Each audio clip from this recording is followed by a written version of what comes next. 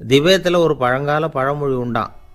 100 பேர் செல்லலாம், எப்பொழுதாவது ஒருவன் அபூர்வமாக அடைய வேண்டிய இடத்தை அடைவான். இதுதான் அந்த பழமொழி. ஒரு உன்னதமான இலக்கை அடையணும்னா அது அவ்வளவு சுலபமான காரியம் இல்லை. இந்த காலத்து மடாலயம் ஒன்று, அதில் ஒரு தலைவர், அவருக்கு வயசாகிட்டுது, தனக்கு ஒரு வாரிசை நியமிக்கணும் அப்படின்னு ஆசைப்பட்டார். ரொம்ப கஷ்டப்பட்டு ஒருத்தரை பிடிச்சார். தனக்கு வாரிசாக நியமிச்சுட்டு அவர் சமாதி ஆகிட்டார். புதுசாக பொறுப்பேற்றுக்கிட்டவர் அப்படியே உட்காந்துருந்தார். அவரை தேடிட்டு பத்திரிகை நிருபர்கள்லாம் வந்தாங்க, கேட்டாங்க. அவர் உங்கள் பொறுப்பில் அவர் பெரியவர் விட்டுட்டு போன இது எவ்வளவு சுமாராக தேரும், எவ்வளவு விட்டுட்டு போனார் அப்படின்னு கேட்டிருக்கிறாங்க. அது என்ன ஒரு 50 லட்சம் இருக்கும் அப்படின்னாராம். அவ்வளவும் பணமா அப்படின்னு கேட்டிருக்காங்க. இல்லைங்க, கடன் அப்படின்னாராம் இவர். ஒரு நண்பர் யாருக்கோ ஃபோன் பண்ணிக்கிட்டு இருந்தார். அவர் பேசி முடித்ததும் நான் அவரை பார்த்து, இப்போ ஃபோன் பண்ணிங்களே, அந்த ஃபோன் நம்பர் என்ன அப்படின்னு கேட்டேன். அவர் தலையை சொரிஞ்சுக்கிட்டார். ஞாபகம் வரலன்னார். சரி சார், அதை விடுங்க, உங்கள் மனைவி பேர் என்ன அப்படின்னு கேட்டேன். மாலதின்னார்.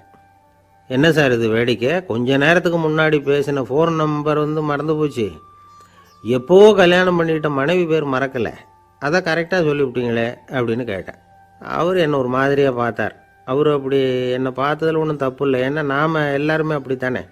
ஒரு குறிப்பிட்ட காரியத்துக்காக தொலைபேசியில் ஒருத்தட்ட பேசுகிறோம், அதுக்கப்புறம் அந்த எண் நமக்கு அனாவசியம், அதனால் மறந்துடுறோம். இதுக்கு பேர் தான் தற்காலிக ஞாபகம். ஆனால் மனைவி பேரை மறந்துட முடியுமா? முடியாது. அது அவசியமான ஒன்று. அடிக்கடி அந்த பேரை உபயோகப்படுத்துகிறோம், அதனாலேயும் அது முக்கியங்கிறதுனாலேயும் அதை மறக்கறதில்ல. இதுக்கு பேர் நிரந்தர ஞாபகம்.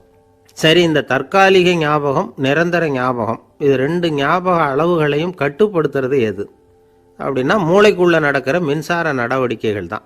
தற்காலிக ஞாபகம் ஒரு மின்னல் மாதிரி தோன்றி மறையுது. நிரந்தர ஞாபகம் ஒரு படிவம் போல மூளையில் படிஞ்சுடுது. ஒரு சம்பவத்தின் பல பிரதிகள் மூளையில் பல்வேறு பகுதிகளிலேயும் படிகிறதுனால ஒன்று மறைஞ்சாலும் மறந்தாலும் இன்னொன்று மறையறதில்ல. இப்படிப்பட்ட நிலைமையில தான் இந்த தொண்டையில் இருக்கு, வாயில் வரமாட்டேங்குது சார் அப்படிமா. ஒருத்தருக்கு எந்த துறையில் ஆர்வமும் ஈடுபாடும் அதிகமோ அது சம்பந்தமான ஞாபக சக்தி அதிகமாக இருக்கும். தொழிலை விரும்புகிற ஒரு டெலிஃபோன் ஆப்ரேட்டருக்கு எண்கள்லாம் நல்ல ஞாபகம் இருக்கும். அது மாதிரி கவிஞர்களுக்கு வார்த்தைகள் நல்ல ஞாபகத்தில் இருக்கும். இது ஒரு பக்கம் இருந்தாலும் ஒரு மூளை எண்களை விட எழுத்துக்களை விட படங்களை ரொம்ப சுலபமாக ஞாபகத்தில் வச்சுக்குது. புரிஞ்சுக்கிற தன்மை, அனுபவம், புத்தி கூர்மை இது கூடி குறையிறத பொறுத்து ஞாபக சக்தியும் ஏறும் இறங்கும். இப்போ உதாரணத்துக்கு ஒரு பையனுக்கு படித்தது எதுவும் ஞாபகத்தில் இல்லைன்னா அவன் அதை சரியாக புரிஞ்சுக்கலைன்னு அர்த்தம். இந்த மறதிங்கிறது எந்த சமயத்தில் ஒரு பிரச்சனை ஆகுது தெரியுமா? உங்களுக்கு வேண்டியப்பட்ட ஒருத்தரை ஞாயிற்றுக்கிழமை சாயந்தரம் சரியாக 5 மணிக்கு கடற்கரைக்கு வர சொல்லிவிட்டு அந்த நேரத்தை மறந்துவிட்டா அது பரவாயில்ல, வர சொன்னதையே மறந்துவிட்டா தான் நிலைமை மோசம்னு அர்த்தம். இப்படி இருந்தால் இது சிகிச்சை எடுத்துக்க வேண்டிய நிலைமைங்கிறத புரிஞ்சுக்கணும். ஆமாம், இதுக்கும் மருந்து இருக்குது. ஆனால் மூளை குறிப்பிட்ட அளவுக்கும் கீழே இயங்குறப்போவோ இன்னொன்று சொல்லுவாங்க, இந்த நியூரோ டிரான்ஸ்மிட்டர் அப்படின்னு சொல்லுவாங்க.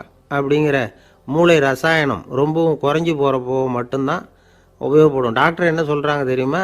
மூளையை பொறுத்த வரைக்கும் அதில் ஞாபக சக்தி அதிகமாக உள்ள மூளை, மறதி உள்ள மூளை அப்படின்னு ஒன்றும் கிடையாது அப்படிங்கிறாங்க. நினைவு வச்சுக்கிறதுக்கு பயிற்சி அளிக்கப்பட்ட மூளை, பயிற்சியற்ற மூளை அப்படின்னு வேணும்னா சொல்லலாம் அப்படின்னு சொல்கிறாங்க. அதனால் நம்ம ஞாபக சக்திங்கிறது நம்மக்கிட்ட இருக்கிற பயிற்சி, முயற்சி இதை பொறுத்து தான் அமையும். ஒருத்தர் ஒரு பென்சிலை எங்கேயோ வச்சுக்கிட்டு தேடிக்கிட்டு இருந்தார். அப்புறம் என்னமோ தீவிரமாக யோசனை பண்ணி அதை ஞாபகப்படுத்தி பார்த்துக்கிட்டு இருந்தாராம். எதிரில் உட்காந்துருந்தவர் சொன்னார், பென்சிலை தானே தேடிக்கிட்டு இருக்கீங்க, அது உங்கள் வலது காதில் இருக்குது சார் அப்படின்னாராம் அவர். இதுக்கு அவர் சொல்லியிருக்காரு, பென்சிலை வலது காதில் தான் வச்சுருக்கேங்கிறது எனக்கு நல்லா ஞாபகம் இருக்குது, ஆனால் எது வலது காதுங்கிறது தான் மறந்து போச்சு அப்படின்னாராம். அவர் அதை தான் யோசிச்சுட்டு இருந்திருக்கிறார்.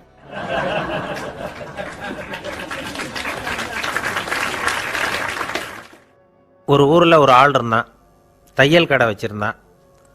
அவங்ககிட்ட ஒருத்தன் ஒரு சட்டை துணி எடுத்து கொடுத்து தைக்க சொல்லியிருந்தான். வர்ற சனிக்கிழமை வா, வாங்கிட்டு போ அப்படின்னு அவன் சொல்லியிருந்தான். அதே மாதிரி இவன் வந்தான். அவன் தச்சு வச்சுருந்த சட்டையை கொடுத்தான். இவன் வாங்கி அங்கேயே போட்டு பார்த்தான். கை நீளம் ஒன்றுக்கு ஒன்று வித்தியாசமாக இருந்தது. வலது கை இடது பக்கத்தை விட நீளம் குறைச்சலாக இருந்தது. அவன் முணுமுணுக்க ஆரம்பிச்சுட்டான், என்ன இது இப்படி தைச்சுட்டியேன்னு. இதுக்கு அவன் சொன்னான், ஐயையோ இதுக்காகவா சங்கடப்படுறீங்க, வலது கையை மட்டும் கொஞ்சம் உள்ளே இழுத்தாப்புல வச்சுக்கிட்டிங்கன்னா சரியாக போகுது.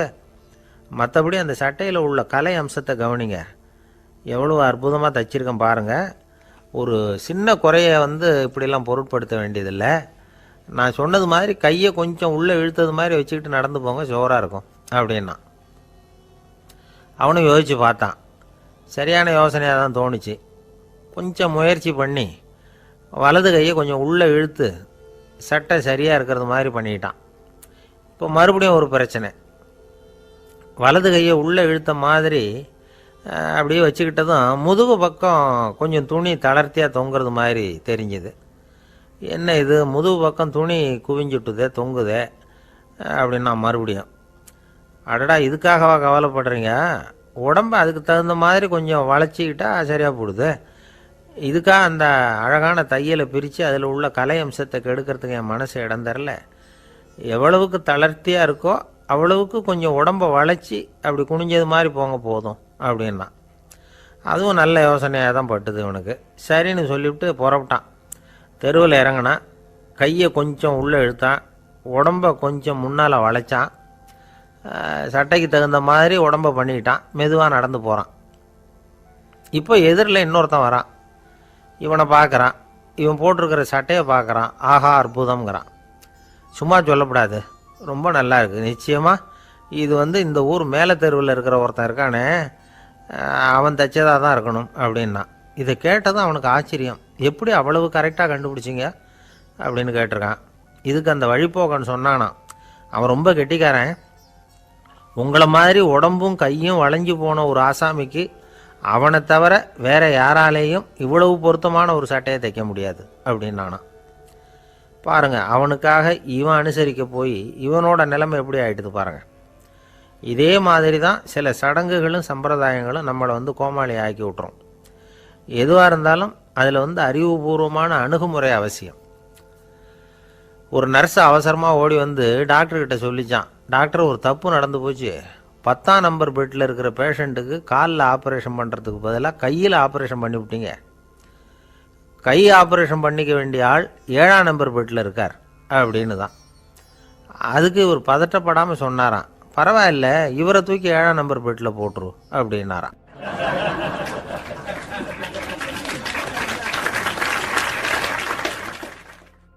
ஒரு மாணவனை பார்த்தேன். என்ன தம்பி படிப்புலாம் எப்படி இருக்குது அப்படின்னு விசாரித்தேன். அவன் ரொம்ப அழுத்துக்கிட்டான். நான் நல்லா தான் சார் படிக்கிறேன், இருந்தாலும் புத்தியில் சரியாக ஏற மாட்டேங்குது சார் அப்படின்னா. சரி, இவனும் நம்ம ரகம்தான் அப்படின்னு சொல்லி முடிவு பண்ணிக்கிட்டோம். கல்வி கற்கக்கூடிய ஒரு மாணவன் சம்பந்தப்படுற புத்திகள் பல வகை. அதை பற்றி ஒரு பெரியவர் விளக்கி இருக்கிறார். மிருத்து புத்தின்னு ஒன்று இருக்குதான். மிருத்துன்னா மண். மண்ணால் செவுறு கட்டுறோம்ல, மண் சுவரில் ஆணி அடிக்கிறதும் சுலபம், அதை பிடுங்கி எடுக்கிறதும் சுலபம். அது மாதிரி சில பேர் குரு சொல்லி கொடுக்குறத சுலபமாக கேட்டு தெரிஞ்சு வச்சுக்குவாங்க, கொஞ்ச நேரத்தில் சுலபமாக மறந்தும் போயிடுவாங்க. இது மிருத்து புத்தின்னு பேர், மண் புத்தி. தாரு புத்தின்னு ஒன்று உண்டான். தாருன்னா மரம். அதில் பச்சை மரத்தில் ஆணி அடிக்கிறது சுலபம், ஆனால் அதை எடுக்கிறது கஷ்டம். அது மாதிரி ஆசிரியர்கிட்டேருந்து கேட்டதை கவனமாக மனசில் பதிய வச்சுக்கிட்டு அதை மறக்காமல் இருக்கிறது தாரு புத்தி. பட்டை மரமாக இருந்தால் அதில் ஆணி அடிக்கிறதும் கஷ்டம், அடிக்கிற ஆணியும் சீக்கிரம் நழுவிடும். அது மாதிரி கேட்குற விஷயம் மனசில் பதியறதும் கஷ்டம். அப்படியே பதிஞ்சாலும் அது நீடிச்சிருக்கிறதும் கஷ்டம், கொஞ்ச காலத்தில் மறந்துடும். இன்னொரு வகை புத்தி ஒன்று உண்டு. அதுக்கு பேர் சிலா புத்தின்னு பேர். சிலான்னா கல். ஒரு கருங்கல்லில் 4 துளையை போட்டு ஒரு துளையில் உளிய வச்சு அடித்தா மற்ற துளை வழியாகவும் பிளந்து கல் 2ஆயிடும். அது மாதிரி சந்தியான இடங்களில் குறிப்பாக ஒரு பொருளை சொன்னால் அதை வச்சுக்கிட்டு மற்றதையும் தெரிஞ்சுக்கிறது, அது சிலா புத்தின்னு பேர். வேணு புத்தின்னா என்ன தெரியுமா? வேணுன்னா மூங்கில். மூங்கில் கணுவில் ஒரு பக்கம் உளிய வச்சு அடித்தா 2 பக்கமும் பிளந்துடும். அது மாதிரி ஒரு செய்தியை கேட்டுக்கிட்டு இருக்கிறப்பவே அதோட முன்பின் தொடர்களையும் தெரிஞ்சுக்கணும், அது வேணு புத்தி. தைல புத்தின்னு ஒன்று உண்டு. தைலம்ங்கிறது எண்ணெய். தண்ணியில் ஒரு துளி எண்ணெயை விட்டால் அது தண்ணி பூரா பரவி போடுதில்ல, அது இப்படி பரவுறது மாதிரி ஆசிரியர் சுருக்கமாக ஒரு கருத்தை சொன்னால் அதை வச்சுக்கிட்டு பூரா விஷயங்களையும் தெரிஞ்சுக்கணும், அது தைல புத்தி. கற்பூர புத்தின்னு ஒன்று கேள்விப்பட்டிருக்கோம். அது எப்படின்னா, கற்பூரம் தீ பட்ட உடனே பிடிச்சிக்கும். ஆசிரியர் சொன்ன உடனே நுண்ணறிவோட பாடங்களை புரிஞ்சுக்கிறது இந்த வகை புத்தி. கரி புத்தின்னு ஒன்று. அது எப்படின்னா கரியில் நெருப்பை வச்சு விசிறிய பிறகு அதுக்கப்புறம் அது கறி நெருப்பாகும். அது மாதிரி காலம்பரை சாயந்தர வேலைகளில் ஆசிரியர் வந்து பாடம் சொல்லி கொடுப்பார். அதை கொண்டு புரிஞ்சுக்கிறது இந்த வகை. கதலித்தண்டு புத்தின்னு ஒன்று சொல்லுவாங்க. கதலிங்கிறது வாழை மரம். வாழைத்தண்டில் தீ வைக்கிறது எவ்வளவு சிரமமோ அவ்வளவு சிரமத்தோடு கல்வி கற்கிறது கதலித்தண்டு புத்தி. இதை தவிர இன்னும் சில வகையான மாணவர்களை கூட அடையாளம் காட்டுறாங்க. ஆசிரியர் சொன்னதில் நல்லதை மட்டும் எடுத்துக்கிறவன் அன்னம். ஆசிரியர் கிடைச்ச இடத்துல பாடத்தை கேட்டுக்கிட்டு பிறகு தனியாக உட்காந்து சிந்திக்கிறவன் பசு. பசுமாடு அப்படி தானே, புல் கண்ட இடத்துல மேயும், அதுக்கப்புறம் நிதானமாக அசை போட்டுக்கும். ஆசிரியர் சொன்னதை தவிர வேறு எதையும் சொல்ல முடியாதவன் கிளி. பல இடங்களில் பாடங்கள் கேட்டு கடைசியில் ஒன்றும் புரியாமல் போகிறவன் ஆடு. ஆடு வந்து ஒரு செடியில் வயிறார மேயாது, ஒரே செடியில். இக்கரைக்கு அக்கறை பச்சைன்னா அங்கேயும் இங்கேயும் அலைஞ்சிக்கிட்டே இருக்கும். சில பேருக்கு எருமைன்னு பேர். எருமை வந்து எப்படின்னா குளத்து நீரை கலக்கி தான் குடிக்கும். அது மாதிரி ஆசிரியர் வந்து மனசை நோக செய்து பயில்கிற மாணவர்கள்லாம் இந்த ரகம். இவ்வளவுலாம் இருந்தாலும் இந்த காலத்து மாணவர்கள்லாம் ஒரு தனி ரகம். ஒரு ஆசிரியர் வகுப்பில் பாடம் நடத்திக்கிட்டு இருந்தார். இலக்கண வகுப்பு. இறந்த காலம், நிகழ்காலம், எதிர்காலம், past tense, present tense, future tense, இதை பற்றிலாம் பாடம் நடத்துகிறார். எல்லாம் சொல்லி கொடுத்துட்டு இப்போ நான் ஒரு வாக்கியம் சொல்லுவேன், அது என்ன காலம் அப்படிங்கிறத நீங்கள் சொல்லணும்னார் ஆசிரியர். சரின்னாங்க மாணவர்கள்லாம். நான் நாளைக்கும் பாடம் நடத்தப் போகிறேன், இது என்ன காலம் அப்படின்னு கேட்டார் ஆசிரியர். அதாவது நான் நாளைக்கும் பாடம் நடத்தப் போகிறேன், இந்த வாக்கியம் வந்து என்ன காலம்னு கேட்டார். ஒரு பையன் மெதுவாக எழுந்திரிச்சு சொன்னான், இது எங்கே போதாத காலம் சார் அப்படின்னு சொல்லிவிட்டு உட்காந்துட்டானா.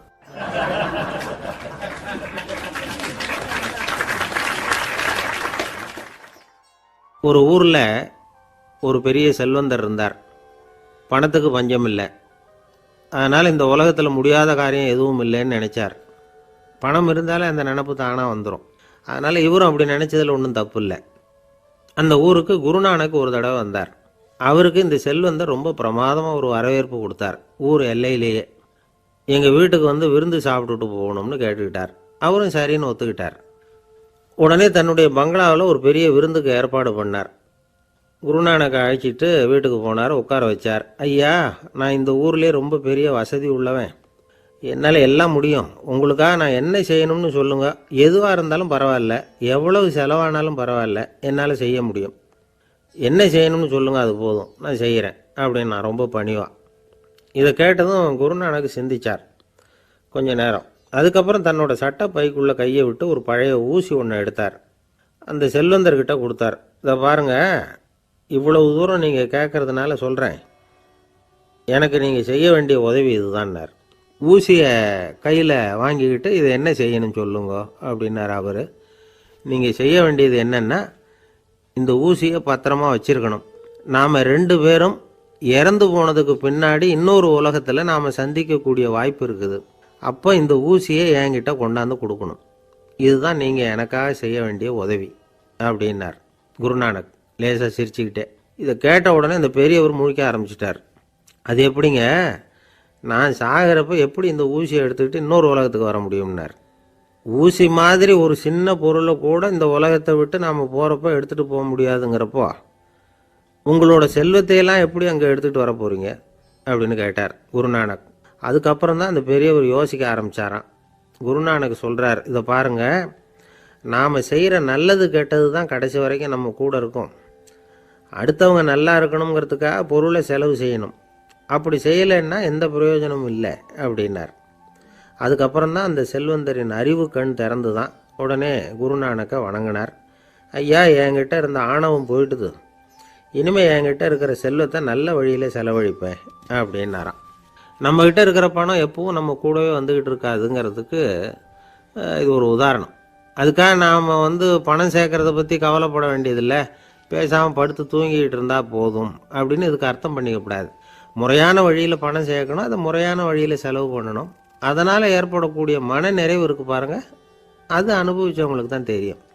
சொர்க்கத்துக்கு போகிறவங்க இங்கேருந்து பணத்தை எடுத்துகிட்டு போக முடியாது. ஆனால் நம்ம செல்வத்தை இங்கே மற்றவங்களுக்கு பயன்பட செய்து அதனால் ஏற்படுற புண்ணியம் இருக்குது பாருங்கள், அதை எடுத்துகிட்டு போக முடியுமா. இதுதான் ஆன்மீகவாதிகள்லாம் சொல்கிற கருத்து. ஜான் நியூட்டன் ஒருத்தர், அவர் சொன்னார், நான் எப்போவாவது சொர்க்கத்துக்கு போய் சேர்ந்தேன்னா அங்கே 3 அதிசயங்களை பார்ப்பேன்னார். என்னன்னு கேட்டாங்க. நான் யார் யார் இருக்க மாட்டாங்கன்னு நினச்சிக்கிட்டு இருந்தேனோ அவங்களில் சில பேர் அங்கே இருப்பாங்க, அது ஒரு பெரிய அதிசயம்னார். சரி, அடுத்தது என்ன? 2வது அதிசயம் என்னன்னா, அங்கே இருப்பாங்கன்னு நான் எதிர்பார்த்த சில பேர் அங்கே இருக்க மாட்டாங்க அப்படின்னார். சரி, 3வது பெரிய ஆச்சரியம் என்ன அப்படின்னா, நான் அங்கே இருக்க பாருங்க, அதுதான் அந்த 3வது அதிசயம் அப்படின்னாராம்.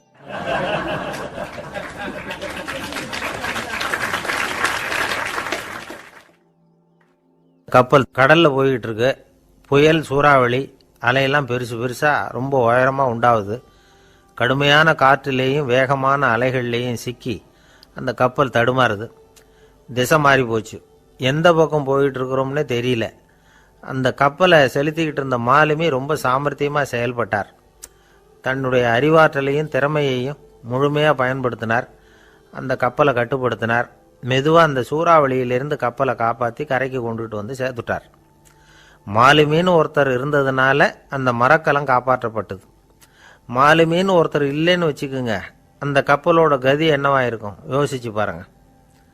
ஒரு கோபக்காரனுடைய நிலைமையும் அப்படித்தானா. கோபக்காரன்கிறவன் ஒரு மாலுமி இல்லாத மரக்கலம் அப்படிங்கிறார் நபிகள் நாயகம்.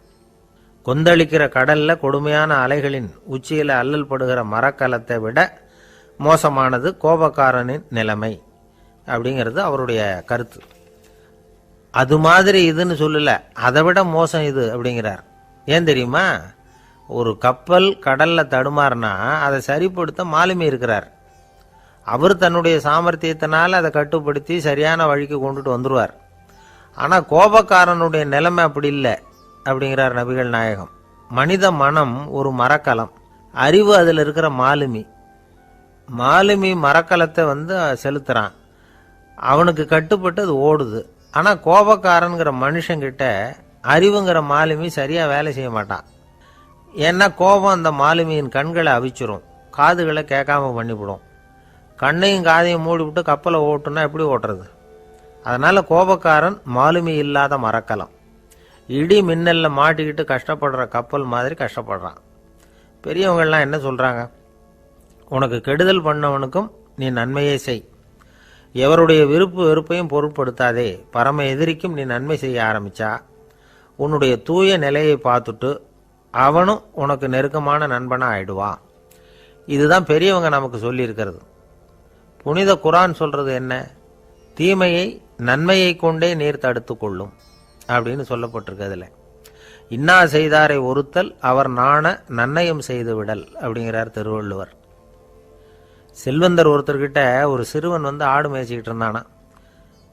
பெரியவர் அவனை கூப்பிட்டு, நீ நேராக போய் ஒரு ஆட்டில் உள்ள ரொம்ப நல்ல பகுதி எதுவோ அதை எடுத்துக்கிட்டு வா அப்படின்னாரான். இவன் போனான். ஒரு ஆட்டு உடம்புல இருந்த நாக்கு, இருதயம், இது ரெண்டையும் எடுத்துகிட்டு கொடுத்தானான். பெரியவர் வாங்கி பார்த்தார். அதுக்கப்புறம் இப்போ நீ போய் இன்னொரு ஆட்டில் இருக்கிற ரொம்ப கெட்ட பகுதி எதுவோ அதை எடுத்துகிட்டு வா அப்படின்னாரான். இவன் போய் எடுத்துகிட்டு வந்தான். அவன் கையில் இருந்தது மறுபடியும் அதே மாதிரி நாக்கு, இருதயம், இது ரெண்டும் தான். என்னது இப்பவும் அதையே கொண்டுட்டு வந்திருக்கிற அப்படின்னாரான் பெரியவர். இவன் சொன்னானா, ஒரு உடம்புல உள்ள ரொம்ப நல்ல பொருளும் இதுதான், ரொம்ப கெட்ட பொருளும் இதுதான் அப்படின்னானா. இளம் வயசில் இப்படி பதில் சொன்னவர் தான் பேரறிஞர் லுக்மானுல் ஹக்கீம் அவர்கள். கோபப்படாமல் இருந்தால் இது ரெண்டும் நல்லா வேலை செய்யும், கோபப்பட்டால் இது ரெண்டும் மோசமாக வேலை செய்யும். அதை புரிஞ்சுக்கிறதுக்காகத்தான் இன்னைக்கு இந்த தகவல். கோபம் வந்துட்டா நாம் என்ன செய்கிறோங்கிறது நமக்கே தெரியாது. ஒருத்தர் டாக்டர்கிட்ட போனார் அவசரமாக. டாக்டர், எனக்கு இப்போ கடுமையான கோப வெறி, எனக்கு கண்ணு மண்ணு ஒன்றும் புரியல, உடனடியாக அதை கட்டுப்படுத்தணும், உடனே இதுக்கு ஏதாவது ஒரு மாத்திரை கொடுங்க ப்ளீஸ் அப்படின்னார். அந்த டாக்டரும் உடனே ஒரு மாத்திரையை கொடுத்து, இதை உடனே போடுங்க, நான் தண்ணி கொண்டுட்டு வரேன்னு உள்ளே போனார். தண்ணியோடு திரும்பி வந்தார். இவர் சொன்னார், டாக்டர், நீங்கள் கொடுத்த மாத்திரை ரொம்ப பெருசாக இருந்தது, இருந்தாலும் கஷ்டப்பட்டு முழுங்கிட்டேன்னார். டாக்டர் சந்தேகத்தோட மேசையை பார்க்குறார். பார்த்தா மாத்திரை அங்கேயே இருக்குது, பேப்பர் வெயிட்டை காணலை.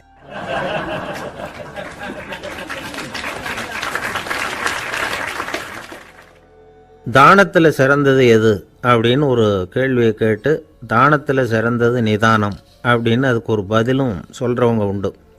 நிதானம் ரொம்ப அவசியம். அதுவும் இன்றைய உலகத்துக்கு ரொம்ப அவசியம். இன்றைக்கி உலகம் ரொம்ப பரபரப்பாக போய்கிட்டு இருக்குது. பொறுமையாக இருக்கணும்னு நினைக்கிறவங்களால கூட அப்படி இருக்க முடியறதில்ல. பொறுமையை சோதிக்கிறது மாதிரி பல சம்பவங்கள். அதையெல்லாம் சந்திச்சே தீர வேண்டியிருக்குது. எங்கே போனாலும் க்யூவில் நிற்க வேண்டியிருக்குது. எங்கே போனாலும் காத்துக்கிட்டு இருக்க வேண்டியிருக்கு. ஆஃபீஸ்லேயோ வீட்லேயோ கூட நீங்கள் நிதானமாக பொறுமையாக நடந்துக்க தெரியலன்னா உங்களுக்கு சிடுமூஞ்சி, முசுடு இப்படிலாம் பேர் வச்சுருவாங்க. அது உங்களுக்கு தேவையா? சரி, வாழ்க்கையில் பொறுமைசாலின்னு பேர் வாங்கிறதுக்கு என்ன வழி? முதல் பாயிண்ட், நீங்கள் நினைக்கிறது, எதிர்பார்க்கறது, செய்கிறது எல்லாமே 100% கரெக்டாக நடக்கணும்னு ஆசைப்படக்கூடாது. எதுவாக இருந்தாலும் அதில் ஓரளவுக்கு தவறு நடக்கலாம் அப்படிங்கிறத எதிர்பார்த்தே இருக்கணும். ஓரளவுக்கு அதை அனுமதிக்கணும். ஒரு நண்பரை 6 மணிக்கு ஒரு இடத்துக்கு வர சொல்லியிருக்கிறீங்க. 6 மணிக்கு அவர் வரலை. உடனே பொறுமை இழந்து நடந்துக்கக்கூடாது. ஒரு 10 நிமிஷம் டிலே ஆகலாம். ஒரு வர்ற வழியில் பஸ்ஸு கூட ஏதாவது டிராஃபிக்கில் மாட்டியிருக்கலாம். அதெல்லாம் எதிர்பார்த்தே கொஞ்சம் காத்திருக்கிறதுல ஒன்றும் தப்பு இல்லை. சில சமயம் டிலே ஆகிறது கூட நல்லதாக முடியும். ஒரு பஸ்ஸை தவற விட்டுட்டு ஐயோ கொஞ்சம் ஒரு 2 நிமிஷம் முன்னாடி வந்திருந்தா பிடிச்சிருக்கலாமே அப்படின்னு தவிச்சிக்கிட்டு இருப்பாங்க சில பேர். அடுத்தபடியாக வர்ற பஸ்ஸு நேரடியாக நீங்கள் போக வேண்டிய இடத்துக்கே கொண்டு போய் விடுற பஸ்ஸாக கூட இருக்கலாம். அது உங்களுக்கு முன்னாடி தெரியாதுல்ல. சில நெருக்கடியான சூழ்நிலைகளை தமாஷா எடுத்துக்கிறதுக்கு பழகிக்கணும். சில இடங்களுக்கு போகிறப்ப காத்திருக்கிறதுக்கு நம்ம மனசை தயார்படுத்திக்கிட்டே போகணும். ஒரு ரயிலுக்கோ பஸ்ஸுக்கோ அல்லது விமானத்துக்கோ கப்பல் பிரயாணத்துக்கோ போகிறப்போ அங்கே போய் நீங்கள் மணிக்கணக்கில் கூட காத்துக்கிட்டு தான் இருக்கணும். புறப்படுற நேரம் கூட மாறலாம். நீங்கள் போய் சேர்ந்ததும் அது உடனே புறப்படணும்னு கட்டாயமாக என்ன? அது மாதிரி சமயத்தில் படிக்கிறதுக்குன்னு சில சுவாரஸ்யமான புத்தகங்களையும் கையில் எடுத்துக்கலாம். உங்களை சுற்றி எவ்வளவோ சுவாரஸ்யமான சம்பவங்கள் நடந்துக்கிட்டு இருக்குதுல்ல, அதையெல்லாம் வேடிக்கை பாருங்கள். எதுக்காக காத்துக்கிட்டு இருக்கிறோமோ அந்த காரியத்தில் உண்மையாகவே நமக்கு ஒரு அக்கறை இருந்தால் நமக்கு போர் அடிக்காது. சில கோயில்களில் பார்த்துருப்பீங்க, தரிசனத்துக்காக பக்தர்கள் நாள் கணக்கில் காத்துக்கிட்டு இருப்பாங்க. அவங்களெலாம் அழுத்துக்கிறது இல்லை. ஆண்டவனை தரிசிக்கணுங்கிற உண்மையான அக்கறை இருக்கிறதுனால அவங்களுக்கு போர் அடிக்கிறது இல்லை. ஆனால் சில சினிமா தியேட்டரில் கூட பார்க்கலாமே, சினிமா கியூ கூட அப்படி தான். சாயந்தரம் 6 மணி ஆட்டத்துக்கு காலம்பரம் 6 மணிக்கே போய் கூட காத்துக்கிட்டு இருப்பாங்க. அவங்களுக்கெல்லாம் போர் அடிக்காது, படம் பார்க்குற ஆர்வம். இன்னொரு முக்கியமான விஷயத்தை நாம் பழக்கப்படுத்திக்கணும்.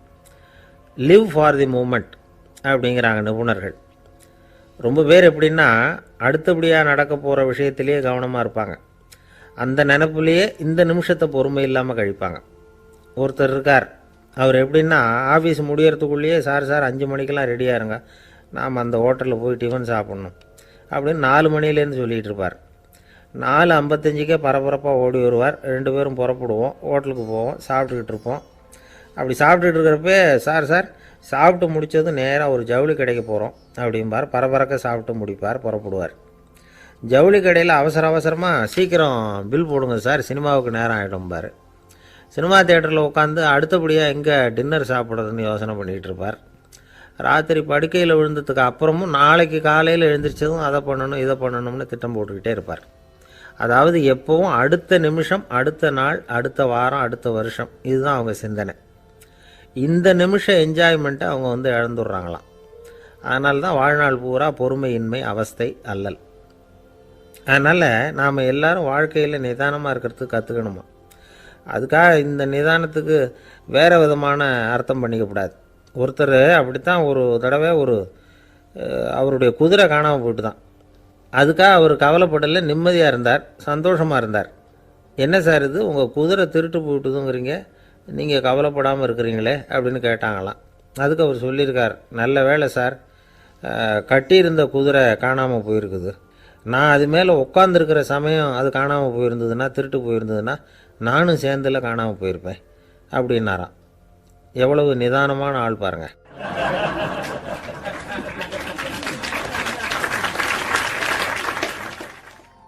ஒரு நண்பர் சினிமா படம் தயாரிக்கிறவர், அவர்கிட்ட ஒரு நாள் பேசிக்கிட்டு இருந்தேன். அது எப்படி சார், நீங்கள் எடுக்கிற எந்த படமும் கையை கடிக்காத அளவுக்கு எடுத்துடுறீங்களே, அது எப்படின்னு கேட்டேன். அது ஒன்றும் பெரிய விஷயம் இல்லை சார், பெண்களுக்குன்னு சில உருக்கமான காட்சிகள், இளைஞர்களுக்குன்னு சில நடனங்கள், அடிதடி காட்சிகள், அப்புறம் வயசானவங்களுக்குன்னு சில ஆன்மீக காட்சிகள், சின்ன பிள்ளைங்களுக்கு சிரிப்பு, இப்படி எல்லாமும் சேர்த்து நான் படம் எடுக்கிறேன். மசாலா படம்னு பேர். இது ரொம்ப பெருசாக இல்லைன்னாலும் ஓரளவுக்கு சுமாராக ஓடிடும், கையை கடிக்காது அப்படின்னார். இது ஒரு உத்தி. சில பத்திரிகை ஆசிரியர்களும் இந்த உத்தியை கையாளுறது உண்டு. இந்த உத்திக்கு பார்னம் உத்தி அப்படின்னு பேர். பார்னம் எஃபெக்ட் அப்படின்னு சொல்லுவாங்க. அதாவது ஃபீனியஸ் டி பார்னம் அப்படின்னு ஒருத்தர் அமெரிக்காவில் இருந்தாராம். அதாவது 19ஆம் நூற்றாண்டில் அமெரிக்காவில் கொடிகட்டி பறந்த ஒரு சர்க்கஸ் நிறுவனத்தின் அதிபர் அவர். இந்த உலகத்தில் ஒவ்வொரு நிமிஷமும் ஒரு ஏமாளி பறந்துக்கிட்டே இருக்கிறான் அப்படிங்கிறது அவருடைய சித்தாந்தம். ஒவ்வொருத்தரையும் திருப்திப்படுத்துகிற அளவுக்கு அம்சங்களை கொஞ்சம் கொஞ்சமாக கலந்து கேளிக்கை நிகழ்ச்சிகளை நடத்தினது தான் அவருடைய மகத்தான வெற்றிக்கு காரணம். அதனால் அந்த உத்தியை யார் கடைப்பிடிச்சாலும் சரி, அதுக்கு பார்னம் உத்தி அப்படின்னு பேர் வந்துட்டுது. ஜோசியம் சொல்கிறவங்களுக்கும் இந்த உத்தி தான் கை கொடுக்குது. ஒரு விஷயத்தை ஒருத்தருடைய கோள் நிலைகள் அல்லது கையெழுத்து நிரூபிக்கிறதாக அவர்கிட்ட சொன்னால் அதை அவர் நம்பிவிடுவார். ஆனால் அந்த விஷயம் நல்லதாக இருக்கணும், நேர்மையானதாக இருக்கணும், அதாவது பாசிட்டிவாக இருக்கணும். 8ஆம் இடத்துல குரு, 9ஆம் இடத்துல சனி, நீங்கள் ஒரு பெரிய மேதை தான் அப்படின்னு சொல்லுவாங்க. கேட்குறவங்களுக்கு அதை மறுக்கிறதுக்கு மனசு வராது. அப்படி சொல்லும் பொழுது கூடவே என்ன கொஞ்சம் முன்கோபம் அதிகமாக இருக்கும், இருந்தாலும் அது உடனே மறைஞ்சிரும் அப்படின்னு சில அற்ப விஷயங்களையும் சொன்னாலும் அதையும் சரிதான்னு சொல்லி ஒத்துக்குவாங்க. ஆளுமையை எடை போடுகிற ஒரு நிறுவப்பட்ட உத்தியின் மூலமாக தன்னுடைய குணாதிசயங்கள் கண்டுபிடிக்கப்பட்டதாக அவர் நம்புறது தான் இதுக்கு காரணம். இந்த மாதம் பணத்தட்டுப்பாடு கொஞ்சம் இருக்கும், உடம்புல ஏதாவது கொஞ்சம் அசௌகரியம் இருக்கும், வீட்டுக்குள்ளே லேசாக மனஸ்தாபம் வரலாம். இது மாதிரி பொதுப்படையாக சிலதை சொன்னாலே போதும், மக்களை நம்ப வச்சுடலாம். இதெல்லாம் நமக்கு மட்டும்தான் ஏற்படுது அப்படின்னு சொல்லி அவங்க நினைக்கிறது தான் காரணம். இதுதான் பார்னம் உத்திங்கிறது. மனிதர்கள் பாராட்டுக்களை விரும்புகிறதும் விமர்சனங்களை வெறுக்கிறதும் பார்னம் உத்தியின் அடுத்த கூறு. அதனால் ஒருத்தருக்கு ஜோசியம் சொன்னாலும் சரி, அவருடைய ஆளுமையை மதிப்பிடுறதாக இருந்தாலும் சரி, அவரை புகழற மாதிரி இருந்தாலும் சரி, அப்படி இருந்தால் தான் அது சரியாக இருக்கும்.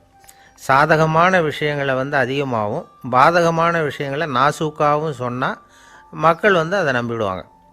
ஒருத்தரை கருமின்னு சொன்னால் ஏற்றுக்க மாட்டார்.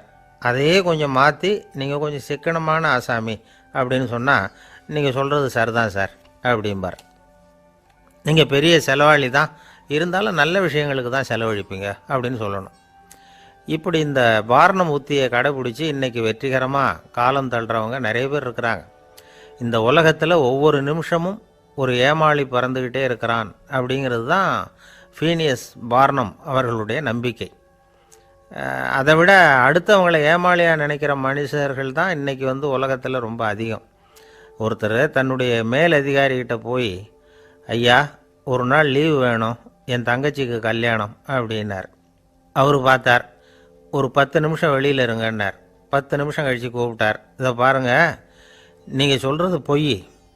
இப்போ உங்கள் தங்கச்சிக்கு ஃபோன் பண்ணேன், அவங்க தனக்கு 2 வருஷத்துக்கு முன்னாடியே கல்யாணம் ஆகிட்டதாக சொல்கிறாங்க அப்படின்னார். உடனே இவர் சொன்னார், சார் இப்போ நீங்கள் சொல்கிறதும் பொய்யாக தான் இருக்கணும், ஏன்னா நிஜமாக எனக்கு ஒரு தங்கச்சியே கிடையாது அப்படின்னார்.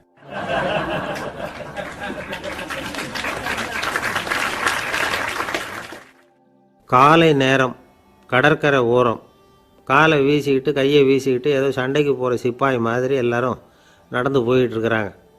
நடைப்பயிற்சி. அதில் நமக்கு தெரிஞ்ச ஒருத்தர் எதிரில் வந்தார் ரொம்ப வேகமாக. என்ன சார் வாக்கிங்க அப்படின்னு கேட்டோம். அவரால் ஆமாம்னு பதில் சொல்ல முடியல, அவ்வளவு கஷ்டம். மூச்சு விடுறதுக்கே வாயை திறந்து மூடிகிட்டு இருக்கிறார். எங்கே பேசுறது? கொஞ்சம் நின்று நிதானித்து மூச்சு விட்டுட்டு அதுக்கப்புறம் சொன்னார் ஆமாம் அப்படின்னு. என்ன சார் இவ்வளவு வேகம்னு?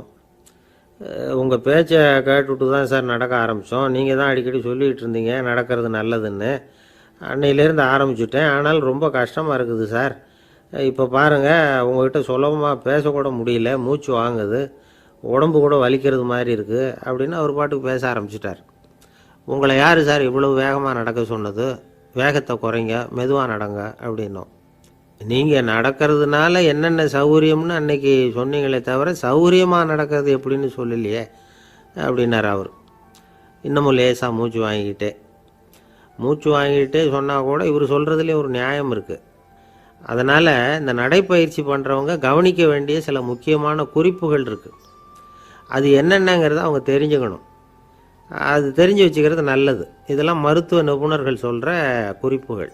அவங்க என்ன சொல்கிறாங்க தெரியுமா? உங்கள் வயசு 40க்கு மேலேயா? உங்கள் எடை இருக்க வேண்டியதை விட 10 கிலோ அதிகமாக இருக்குதா? நீங்கள் புகை பிடிக்கிறவரா? இதய நோய், இரத்த நாள நோய், உயர் இரத்த அழுத்தம் இப்படி ஏதாவது உங்களுக்கு உண்டா? அப்படின்னா நீங்கள் உங்கள் இஷ்டத்துக்கு வரிஞ்சு கட்டிக்கிட்டு நடைப்பயிற்சி பண்ண ஆரம்பிச்சிடாதீங்க. முதல்ல ஒரு மருத்துவ பரிசோதனை பண்ணிக்கோங்க, அதுதான் நல்லது அப்படின்னு அவங்க சொல்கிறாங்க. நடக்கிறப்போ, உடற்பயிற்சி செய்கிறப்போ மார்பு பகுதியில் அல்லது வேறு எங்கேயாவது தொடர்ந்து வலி இருந்ததுன்னா பயிற்சியை நிறுத்திவிட்டு டாக்டரை போய் பார்க்கணும். நடைப்பயிற்சி பண்ணுறப்போ உங்கள் சக்திக்கு தகுந்த மாதிரி மெதுவாக அதிக கஷ்டம் இல்லாமல் முன்னேறலாம். அங்கே என்ன போட்டியாக வைக்கிறாங்க? முந்திக்கிட்டு போய் என்ன பண்ண போகிறோம்? பரிசாக வாங்க போகிறோம். அதனால் நிதானம் அவசியம் அப்படிங்கிறது அவங்க ஆலோசனை. தொந்தரவு கொடுக்காத ஷூ, ட்ரெஸ்ஸு இதுகளை உபயோகப்படுத்துங்க. பாதத்தில் ஆடு தசை இருக்குல்ல, அங்கே ஏதாவது பிரச்சனை இருந்ததுன்னா டாக்டரை பாருங்கள். இந்த பாதத்தில் வலி வரும் அந்த இடத்துல. வெயில் காலமாக இருந்தால் தலைக்கு தொப்பி வச்சுக்கோங்க. பனியில் நடந்தாலும் அப்படி தான். தலையை பத்திரமா பார்த்துக்குங்க. நம்மக்கிட்ட ஏதோ கொஞ்சம் உருப்படியாக தெரியறது அது தானே. உடற்பயிற்சிக்கு முன்னாடி பின்னாடி பயிற்சி செய்கிறப்போ நிறைய தண்ணி குடிக்கலாமா. முதல் 1 மாதத்துக்கு கொஞ்சம் தளர்த்தியாக சாவகாசமாக நடக்கலாம். மணிக்கு 3 அல்லது 4 கிலோமீட்டர் வேகம்னு வச்சுங்களேன். அதுக்கப்புறம் வேகத்தை அதிகப்படுத்தலாம். மணிக்கு 6 அல்லது 8 கிலோமீட்டர் அளவுக்கு நடக்கலாம். நல்லா கையை வீசிக்கிட்டு நடக்கணும். மூச்சு விடுற எண்ணிக்கை அதிகரிக்கணும். இது மாதிரி ஒரு 30 நிமிஷம் நடக்கலாம். தனியாக நடந்து போகிறதுக்கு உங்களுக்கு என்னமோ மாதிரி இருக்குதா? கூட யாரையாவது சேர்த்துக்குங்க. ஒரு குரூப்பாக சேர்ந்து போகலாம். நடக்கிறதுங்கிறத ஒரு சந்தோஷமான சமாச்சாரமாக ஆக்கிக்கணும். தினம் இப்படி நடக்க வேண்டி இருக்குதே அப்படின்னு புலம்பிக்கிட்டே போகக்கூடாது. சில பேர் நடக்கிறப்போ கடந்த காலத்தை அசை போட்டுக்கிட்டே போவாங்க. சில பேர் வருங்காலத்தை அசை போட்டுக்கிட்டே போவாங்க. சில பேர் முக்கியமான திட்டம்லாம் இப்படி நடக்கிறப்ப தான் தீர்மானம் பண்ணுவாங்க. நடக்கிறதுனால மன இறுக்கம் குறையுது, பரபரப்பு குறையுது, மன ஆற்றல் பெருகுது, தன்னம்பிக்கை வளருது, முதுமை தள்ளி போகுது, செயல்திறன் அதிகரிக்குது. இதை தவிர உடம்புக்கும் பல விதமான சௌகரியங்கள் ஏற்படுது. அதனால் இது வரைக்கும் நடக்க ஆரம்பிக்காதவங்க இனிமேல் இந்த குறிப்புகளை கவனத்தில் வச்சுக்கிட்டு நடக்க ஆரம்பிச்சுடலாம். சார்லஸ் லேம்ப் அப்படின்னு ஆங்கில இலக்கிய மேதை ஒருத்தர், அவர் ஒரு தரம் உடம்பு சரியில்லைன்னு டாக்டர்கிட்ட போனாராம்.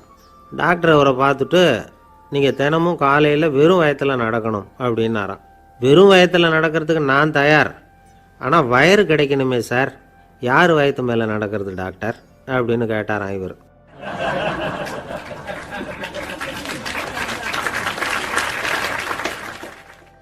எனக்கு ஒரு உதவி செய்யணும் அப்படின்னு நம்மளை பார்த்து ஒருத்தர் கேட்குறாருன்னு வச்சுங்களேன். உடனே நாம் அவரை பார்த்து என்ன உதவின்னு கேட்போம். இதுதான் சராசரி மனிதர்களின் இயல்பு.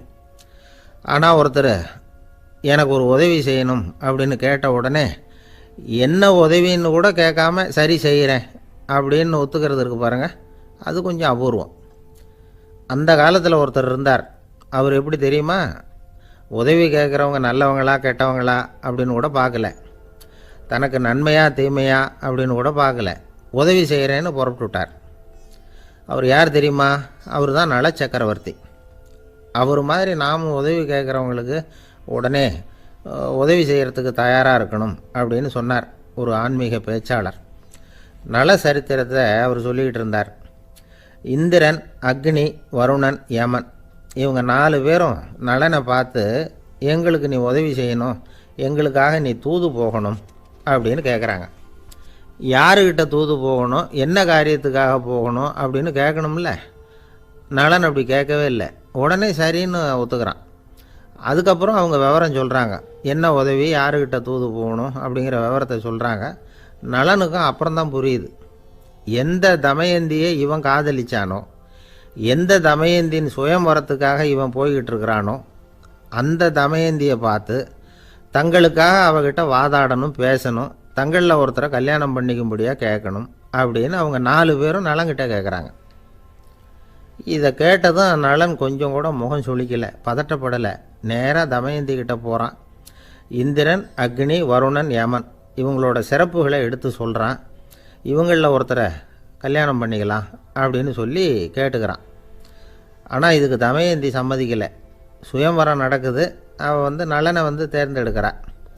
அந்த 4 பேரும் நலனுக்கு நிறைய வரங்கள்லாம் கொடுக்குறாங்க. அதுக்கப்புறம் இப்படி போகுது கதை.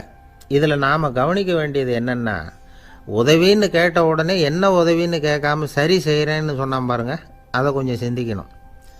செய்கிறேன்னு ஒத்துக்கிட்டதுக்கு அப்புறம் அது என்ன உதவின்னு தெரிஞ்சும் முகம் சுளிக்காமல் அதை செஞ்சான் பாருங்க, அதையும் கொஞ்சம் சிந்திக்கணும். நம்மால் ஒருத்தன் ஒரு நண்பனை தேடி போனான், எனக்கு ஒரு உதவின்னா சரி சொல்லுன்னா, இப்போ உங்ககிட்ட 2 கார் இருந்தால் என்ன பண்ணுவேன்னா, உடனே அதில் ஒன்று உங்ககிட்ட கொடுத்துருவேன்னா, அவன் உங்ககிட்ட 2 பங்களா இருந்தால் என்ன பண்ணுவேன்னா, அதில் ஒன்று உங்ககிட்ட கொடுத்துருவேன்னா, உங்ககிட்ட 2 பேனா இருந்தால் என்ன பண்ணுவேன்னா, அதில் ஒரு பேனாவை உங்ககிட்ட கொடுக்க மாட்டேன்னா அவன். ஏன்டா அப்படி சொல்கிறேன்னா, ஏன்னா இப்போ நிஜமாகவே என்கிட்ட 2 பேனா இருக்குது, அதனால் அப்படி சொல்கிறேன் அப்படின்னு நானான் அவன்.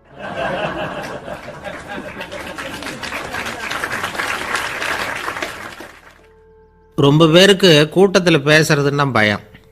நமக்கு ஒன்றும் தெரியாதுன்னு மற்றவங்க நினச்சிடக்கூடாதுங்கிற எண்ணம் தான் இதுக்கு காரணம். ரொம்ப முக்கியமான ஒரு கூட்டம்னா பயமும் அதிகமாக இருக்கும். முக்கியமானவங்கள்லாம் வருவாங்களே, அவங்களாம் நம்மளை பற்றி மட்டமாக நினச்சிருவாங்களே அப்படிங்கிற பயம் வந்துடும். ஆனால் மேடை பேச்சுங்கிறது அவ்வளவு கடினமான ஒரு காரியம் இல்லைங்கிறாங்க அது சம்பந்தமான நிபுணர்கள். யாரும் பேச்சாளர் ஆகலாம், இது ஒன்றும் பெரிய கிஃப்ட்டு கிடையாது அப்படின்னு அவங்க சொல்கிறாங்க. நீங்கள் ஒரு சிறந்த பேச்சாளர் ஆகணுமா அப்படின்னா அதுக்குன்னு சில ஆலோசனைகளை சொல்லி வச்சுருக்கிறாங்க அனுபவசாலிகள். முதல் ஆலோசனை என்னென்னா, உங்கள் பேச்சு எளிமையாக இருக்கணும். ஏதாவது ஒரு கருத்து அல்லது 2 கருத்து சொன்னால் போதும். 20 அல்லது 30 கருத்துக்களை சொல்லிகிட்டே போகக்கூடாது. 2வது ஆலோசனை, நீங்கள் என்ன பேச போகிறீங்கிறது முதல்ல உங்களுக்கு நல்லா புரியணும். அதுக்கப்புறம்தான் அதை அடுத்தவங்களுக்கு புரிய வைக்க முடியும். எப்படி ஆரம்பிக்க போகிறோம், எந்த கருத்தை முக்கியமாக வலியுறுத்த போகிறோம், எப்படி முடிக்க போகிறோம் அப்படிங்கிறத முதல்ல நல்லா சிந்தித்து மனசில் வச்சுக்கணும். கடைசியாக என்ன சொல்கிறீங்களோ அதுதான் கேட்குறவங்க மனசில் நிற்கும். 3வது ஆலோசனை என்னென்னா, உங்கள் பேச்சு சுருக்கமாக இருக்கணும். ஒரு 15 நிமிஷம் பேசுகிறது ரொம்ப பொருத்தம். மணிக்கணக்கில் பேசிக்கிட்டு இருக்கிறது நல்லதில்லை. 4வது ஆலோசனை, நீங்கள் பேசுகிறது உண்மையாக இருக்கணும். உங்களுக்கு உண்மையான அனுபவங்கள் இருக்கும், அதை சொல்லலாம். உங்களுடைய உண்மையான அனுபவங்களை மற்றவங்களோட பகிர்ந்துக்கணும், அதுதான் முக்கியம். 5வது ஆலோசனை, ஆரம்பத்தில் கொஞ்ச நேரம் உங்களை பற்றியும் எதிரில் உள்ளவங்களை பற்றியும் சம்மந்தப்படுத்தி ஏதாவது பேசி ஒரு நெருக்கத்தை ஏற்படுத்திக்கணும். ஒவ்வொருத்தரும் இப்போ இவர் பேச போகிறது நம்ம சம்மந்தப்பட்டது அப்படின்னு நினைக்க ஆரம்பிச்சிருவாங்கல்ல, அதுக்கப்புறம் அவங்க கேட்க தயாராகிட்டாங்கன்னு அர்த்தம். எதிரில் உட்காந்துருக்கிற கூட்டத்திலேருந்து 3 பேரை தேர்ந்தெடுங்க. அதாவது வலது பக்கம் ஒருத்தர், நடுவில் ஒருத்தர், இடது பக்கம் ஒருத்தர். அதாவது உங்களை ரொம்ப கனிவாகவும் ஆர்வமாகவும் பார்க்குறவராக பார்த்து தேர்ந்தெடுத்துங்க மனசுக்குள்ளே. நீங்கள் பேசும்பொழுது என்ன பண்ணணும்னா, இவங்களை நேருக்கு நேராக மாறி மாறி பார்த்துக்கிட்டே பேசுனீங்கன்னா நீங்கள் ஏதோ ஒட்டு மொத்த கூட்டத்தையும் பார்த்து பேசுகிறதாக ஒரு உணர்வு அது ஏற்படுத்திவிடும்.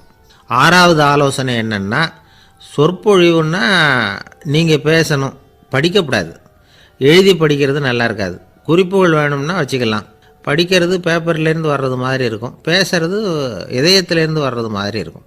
அப்புறம் 7வது ஆலோசனை சொல்கிறாங்க, அது என்னென்னா, மேடையில் ஏறி நின்ன உடனே இயல்பாக மூச்சை இழுத்து விட்டுங்க, இயல்பு நிலைக்கு வாங்க, அதுக்கப்புறம் இயல்பாக பேச ஆரம்பிக்கலாம் அப்படிங்கிறாங்க. இவ்வளவும் பேச்சு கலையில் வல்லுநர்களாக இருக்கிறவங்க சொல்லுகிற ஆலோசனைகள். இதையெல்லாம் கடைபிடிச்சா நமக்கும் அதுக்கும் வெகு தூரம்னு நினச்சிக்கிட்டு இருந்த ஒன்று இப்போ கிட்டத்தில் நெருங்கி வந்துடும். நாம் சொல்கிறபடியெல்லாம் அது கேட்கும். ஒரு பேச்சாளர், அவருக்கு சுருக்கமாகவே பேச தெரியாது. மேடையில் ஏற்றி விட்டுவிட்டா போதும், ஆரம்பிச்சிருவார், நிறுத்த மாட்டார், பேசிக்கிட்டே இருப்பார். ஒரு தடவை அவர் ஒரு கூட்டத்தில் ரொம்ப நேரம் பேசிக்கிட்டே இருக்கிறார். எதிரில் பொறுமை இழந்த ஒருத்தர் தன்னுடைய கை கடிகாரத்தை காட்டினார். அதை கவனித்த பேச்சாளர், மன்னிக்கணும், கை கடிகாரம் நான் கொண்டுகிட்டு வர மறந்துட்டேன், அதுதான் நேரம் போனதே தெரியல அப்படின்னு சொல்லியிருக்கிறார். இதுக்கு அவர் சொன்னாராம் கோபமாக, ஏய்யா கடிகாரத்தை தான் பார்க்க முடியல, மறந்துட்டேன், பக்கத்தில் மாட்டிருக்கிற கேலண்டரையாவது பார்க்கக்கூடாதா அப்படின்னாராம்.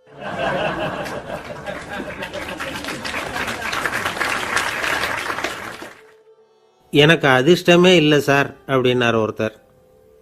ஏன் அப்படி சொல்கிறீங்கன்னு கேட்டோம். வியாபாரம் பண்ணலாம்னு ஒரு கடை வச்சேன், வேண்டியப்பட்டவங்க கூட என் கடையில் எதுவும் வாங்க மாட்டேங்கிறான், எல்லாரும் அடுத்த கடைக்கு தான் போகிறான் அப்படின்னு சொல்லி ரொம்ப அழுத்துக்கிட்டார். இதுக்கு போய் அதிர்ஷ்டம் இல்லைன்னு சொல்லாதீங்க, வாடிக்கையாளர்களை கவர்றது எப்படிங்கிறது உங்களுக்கு தெரியல, அதுதான் குறை அப்படின்னும். சார் உங்களுக்கு தெரிஞ்ச அந்த ரகசியத்தை எனக்கும் கொஞ்சம் சொல்லி கொடுங்களேன் அப்படின்னார். சரி உங்கள் காதை இப்படி கொடுங்க அப்படின்னு சொல்லி அது சம்பந்தமாக பெரிய வல்லுநர்கள் சொல்லியிருக்கிற கருத்துக்களை அவர்கிட்ட சொல்ல ஆரம்பித்தோம். அதாவது இந்த வாடிக்கையாளர்களை கவர்றதுக்கு வல்லுநர்கள் பல ஆலோசனைகளை ஏற்கனவே சொல்லி வச்சுருக்கிறாங்க. அது சம்மந்தமாக அனுபவப்பட்டவங்க, அதை தெரிஞ்சு வச்சுக்கணும். அதாவது கடை வச்சுருக்கிறவங்க எல்லாரும் இதை கொஞ்சம் காதில் வாங்கி வச்சுக்கணும். எதை இப்போ சொல்ல போகிறத. எப்பவும் பணத்தை சம்பாதிக்கிறதுலையே குறியாக இருக்கக்கூடாதான். அதை விட முக்கியமாக நீங்கள் சம்பாதிக்க வேண்டியது வாடிக்கையாளர்களுடைய மன நிறைவு. வர்றவங்க திருப்தியோடு போகணும், அது முக்கியம். அதில் கவனமாக இருக்கணும். கடைக்கு வர்ற ஒருத்தர் ஏதாவது ஒரு குறை சொல்கிறாருன்னு வச்சுங்க, அதை அலட்சியப்படுத்தக்கூடாது. ரொம்ப அக்கறையோடு அதை காது கொடுத்து கேட்கணும். அப்படியா சார், அதை நான் அவசியம் கவனிக்கிறேன் அப்படின்னு சொல்லணும். ஒருத்தர் வரார், சார் நேற்றுக்கு உங்கள் கடையில் இதை நான் வாங்கிட்டு போனேன், வீட்டில் இது வேணான்னு சொல்லிவிட்டாங்க, திருப்பி கொடுக்கறதுக்காக தான் வந்திருக்கிறேன் அப்படின்னு சொல்லி திருப்பி கொடுக்குறார். உடனே நீங்கள் முகம் சுளிக்கக்கூடாது, எரிச்சல் படக்கூடாது. வழக்கம் போல் நிதானமாக முகம் மலர்ச்சியோடு அதை திருப்பி வாங்கிக்கணும். இவ்வளவு ரூபாய்க்கு சாமான் வாங்கினா இந்த ஸ்பூன் அன்பளிப்பு, இப்படி ஏதாவது கொடுக்கலாம்.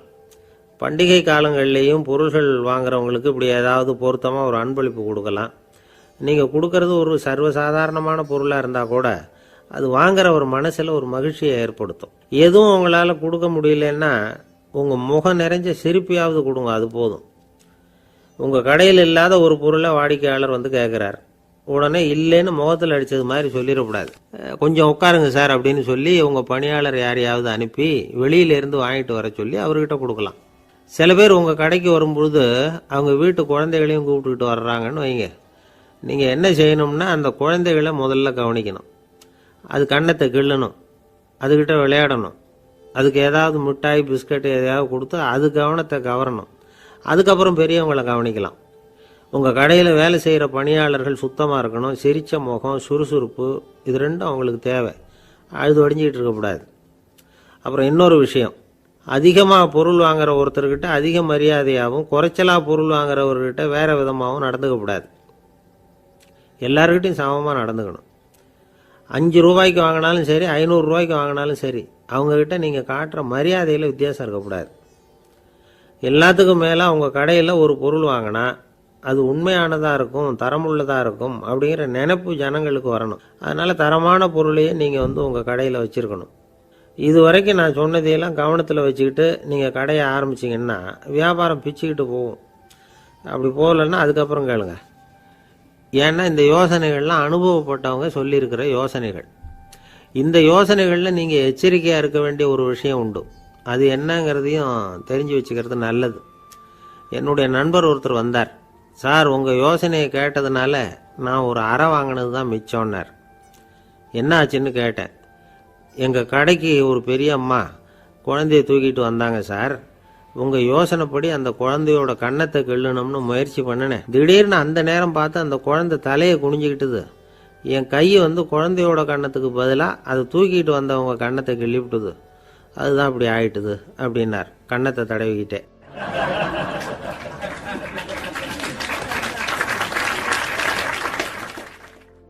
ஒரு நாள் ஒரு 10-15 பள்ளிக்கூடத்து பிள்ளைங்க தேடிட்டு வந்தாங்க. உங்களை பார்த்துட்டு தான் போகணும், அதுக்காக தான் வந்திருக்கோம்னாங்க. என்ன விஷயம்னு கேட்டோம். நாங்கள்லாம் கூடி ஒரு முடிவு பண்ணியிருக்கிறோம், அதை உங்கள்கிட்ட சொல்லணும் அப்படின்னாங்க. அதுவும் ஒரு வாண்டு பையன் அதை சொன்னான். என்ன முடிவு அது அப்படின்னு கேட்டோம் ரொம்ப ஆர்வமாக. அதை இப்போ சொல்ல மாட்டோம், எங்களுக்கு பிடிக்கிற மாதிரி ஏதாவது ஒரு தகவல் சொன்னால் அதுக்கப்புறம் நாங்கள் அதை சொல்கிறோம் அப்படின்னா அந்த வாண்டு பையன். சரி, சின்ன பையன்கிட்ட இன்றைக்கி வசமாக மாட்டிக்கிட்டோம் அப்படின்னு நினச்சிக்கிட்டு அவங்களுக்கு தகுந்த மாதிரி ஒரு கதை சொல்ல ஆரம்பித்தோம். அது என்ன கதைன்னா, ஒரு பெரிய காடு, அதில் பலவிதமான மிருகங்கள். அந்த காட்டுக்கு ஒரு சிங்கம்தான் ராஜா. எப்பவும் காட்டுக்கு அது தானே ராஜா. ஒரு பெரிய யானைக்கு இது பொறுக்கலை. என்ன இது, எப்போ பார்த்தாலும் இங்கே சிங்கத்துக்கே ராஜா பதவி கிடைக்கிது, நான்லாம் எவ்வளவு பலசாலியாக இருக்கிறேன், அப்படி இருந்தும் எனக்கு அந்த பதவி கிடைக்கலையே அப்படின்னு தனக்குள்ளே பொறுமிக்கிட்டே இருந்தது. ராஜா பதவியை நினச்சி ரொம்ப ஏக்கம், அதுக்கு பதவி மோகம். இந்த சமயம் பார்த்து ஒரு குள்ள நரி கூட்டம் அதை தேடிட்டு வந்தது. ஐயா பெரியவங்களே, நீங்கள் இந்த காட்டுக்கு ராஜாவாக இருக்க ஆசைப்படுறீங்க, அதில் ஒன்றும் தப்பு இல்லை. ஆனால் அதுக்கு முன்னாடி நீங்கள் எங்கள் கூட்டத்துக்கு கொஞ்ச நாள் தலைவராக இருங்க, அதாவது ராஜாவாக இருங்களேன், உங்களுக்கும் ஒரு ட்ரைனிங் கிடைச்சது மாதிரி இருக்கும். அப்படின்னு சொல்லியிருக்குது இந்த கூட்டம், குள்ளநெறி கூட்டம். இதை கேட்ட உடனே யானைக்கு ரொம்ப சந்தோஷம் தாங்கலை. அதுதான் எப்போன்னு பதவிக்காக காத்துக்கிட்டு இருக்குதே. இருந்தாலும் கொஞ்சம் பிகுவோட, சரி நீங்கள்லாம் இவ்வளோ தூரம் என்னை தேடிட்டு வந்து கேட்குறதுனால மறுக்க முடியல அப்படின்னு ரொம்ப ஏதோ அவளுக்கு சிரமப்பட்டு ஒத்துக்கிறது மாதிரி ஒத்துக்கிட்டது. ஏதோ உங்கள் ஆசைக்கு கட்டுப்படுறேன், கொஞ்ச நாள் உங்கள் கூட்டத்துக்கு ராஜாவாக இருக்கிறதுக்கு சம்மதிக்கிறேன் அப்படின்னுது. உடனே அந்த யானை ராஜ நட போட ஆரம்பிச்சிட்டுது. யானை சாதாரணமாக நடந்தாவே எப்படி இருக்குங்கிறது நமக்கு தெரியும். அதுவே ராஜ நடந்தால் எப்படி இருக்கும் கற்பனை பண்ணி பாருங்கள். யானை முன்னாடி கம்பீரமாக போய்கிட்டு இருக்குது, தலைவர் இல்லையா, அதனால் குள்ள நரிகள்லாம் ரொம்ப அடக்கமாக அது பின்னாடி அணிவகுத்து போயிட்டுருக்குது. ராஜா வாழ்க, மன்னர் வாழ்க அப்படின்னு கோஷம் வேற. யானைக்கு தலைகால் புரியல, அவ்வளவு சந்தோஷம். அந்த யானைக்கு செருக்கு, ஆணவம் எல்லாம் ஏற்பட்டு போச்சு. அதுக்கப்புறம் அது தரையை பார்க்குமா, நிமிர்ந்து நடக்க ஆரம்பிச்சுட்டுது. தரையை பார்க்குறதே இல்லை. அப்படி போயிட்டுருக்கிறப்போ ஒரு சதுப்பு நிலத்தில் திடீர்னு காலை வச்சுட்டுது. அவ்வளோதான், கால் உள்ளே போட்டுது. இன்னொரு காலை எடுத்து வச்சுது, அதுவும் உள்ளே போட்டுது. அந்த 2 காலையும் எடுக்கிறதுக்காக அடுத்த 2 காலையும் அழுத்திச்சு, அதுவும் உள்ளே போக ஆரம்பிச்சுட்டுது. இப்போ 4 காலம் வசமாக சேத்துல அழுந்தி போச்சு, எடுக்க முடியல. குள்ள நரிகள்லாம் அதை சுற்றி சுற்றி வந்தது. சிலது சுற்றி நின்று டான்ஸ் ஆட ஆரம்பிச்சுட்டுது யானையை பார்த்துட்டு. இதை யானை பார்த்தது. என்ன இது தலைவர், நான் தவிச்சிக்கிட்டு இருக்கிறேன், தொண்டர்கள்லாம் சுற்றி நின்று வேடிக்கை பார்த்துக்கிட்டு இருக்கிறீங்க, டான்ஸ் ஆடுறீங்க அப்படின்னு கேட்டு தான். தொண்டர்களே, தலைவர் நான் தவிச்சிக்கிட்டு இருக்கிறது உங்களுக்கு தெரியலையா? இப்போ உடனே உங்கள் தலைவரை காப்பாற்ற வேண்டியது உங்கள் கடமை இல்லையா அப்படின்னு கத்துச்சான் அந்த யானை. குள்ள நரிகளில் ஒன்று முன்னாடி நின்று அந்த யானையை பார்த்து தான், தலைவரே எங்களுக்கு ரொம்ப நாளாக ஒரு ஆசை, அந்த ஆசையை நிறைவேற்றிக்கிறதுக்காகத்தான் உங்களை எங்கள் தலைவராக ஏற்றுக்கிறோம்னு சொன்னோம் அப்படின்னு தான். என்ன ஆசைன்னு கேட்டிருக்கு யானை. யானை கறி சாப்பிட்டு பார்க்கணுங்கிறது எங்களுக்கு ரொம்ப நாளாக ஆசை, அது இன்றைக்கி தான் நிறைவேற போகுது அப்படின்னு தான் அந்த நரி. இதை கேட்ட உடனே அந்த யானை அப்படியே மூர்ச்சி ஆகிட்டு தான். நரிகள்லாம் அது மேலே ஏறி குதற ஆரம்பிச்சுட்டு தான். பதவி மேலே இருந்த பேராசை அந்த பலசாலியான யானையையே மாட்டி விட்டுட்டுது பார்த்தீங்களா அப்படின்னு சொல்லி முடித்தோம் இந்த கதையை அந்த சின்ன பிள்ளைங்கக்கிட்ட. சரிங்க, இப்போ நாங்கள் உங்களை தேடி வந்த விஷயம் என்னங்கிறத சொல்லவா அப்படின்னா ஒரு வாண்டு பையன். சீக்கிரம் சொல்லு தம்பி, சஸ்பென்ஸ் தாங்கலை அப்படின்னோம். அவன் மெதுவாக எங்களை பார்த்து சொல்கிறான், எங்களுக்கு கொஞ்ச நாள் நீங்கள் தலைவராக இருந்தால் தேவலை அப்படின்னா.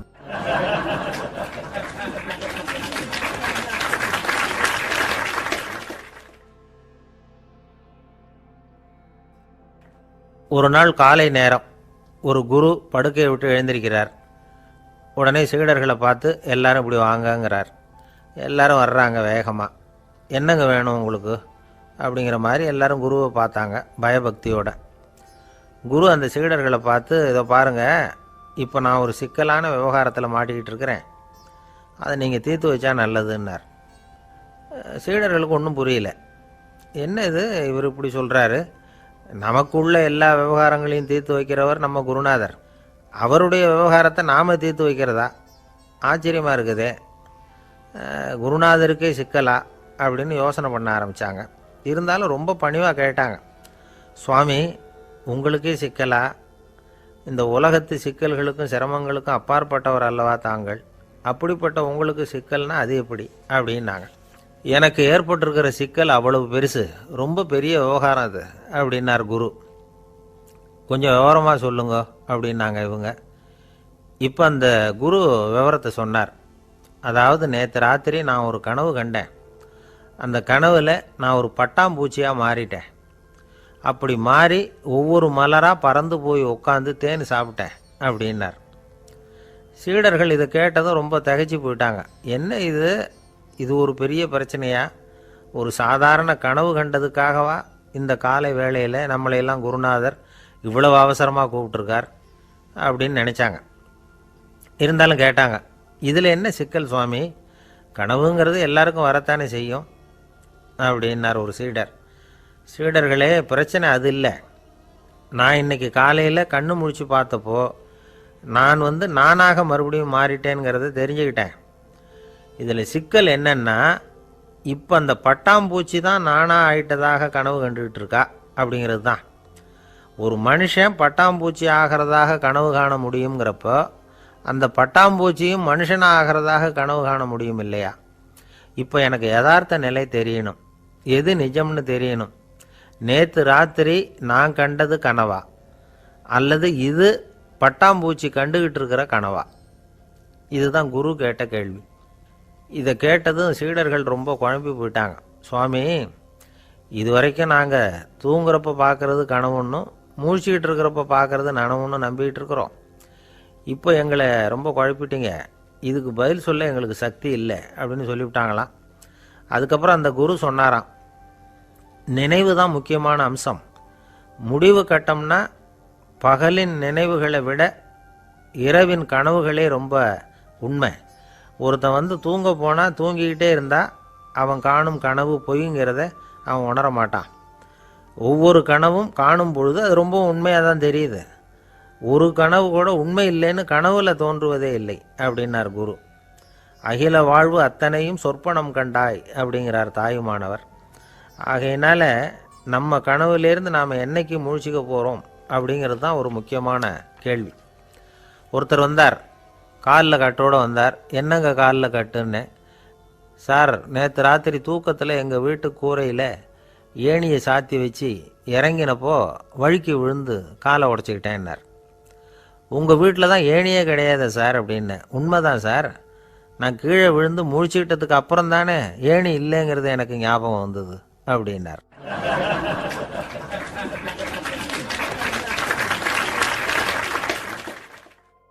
சில பேர் ஆளை பார்த்தா 60 வயசு மாதிரி தோணும்.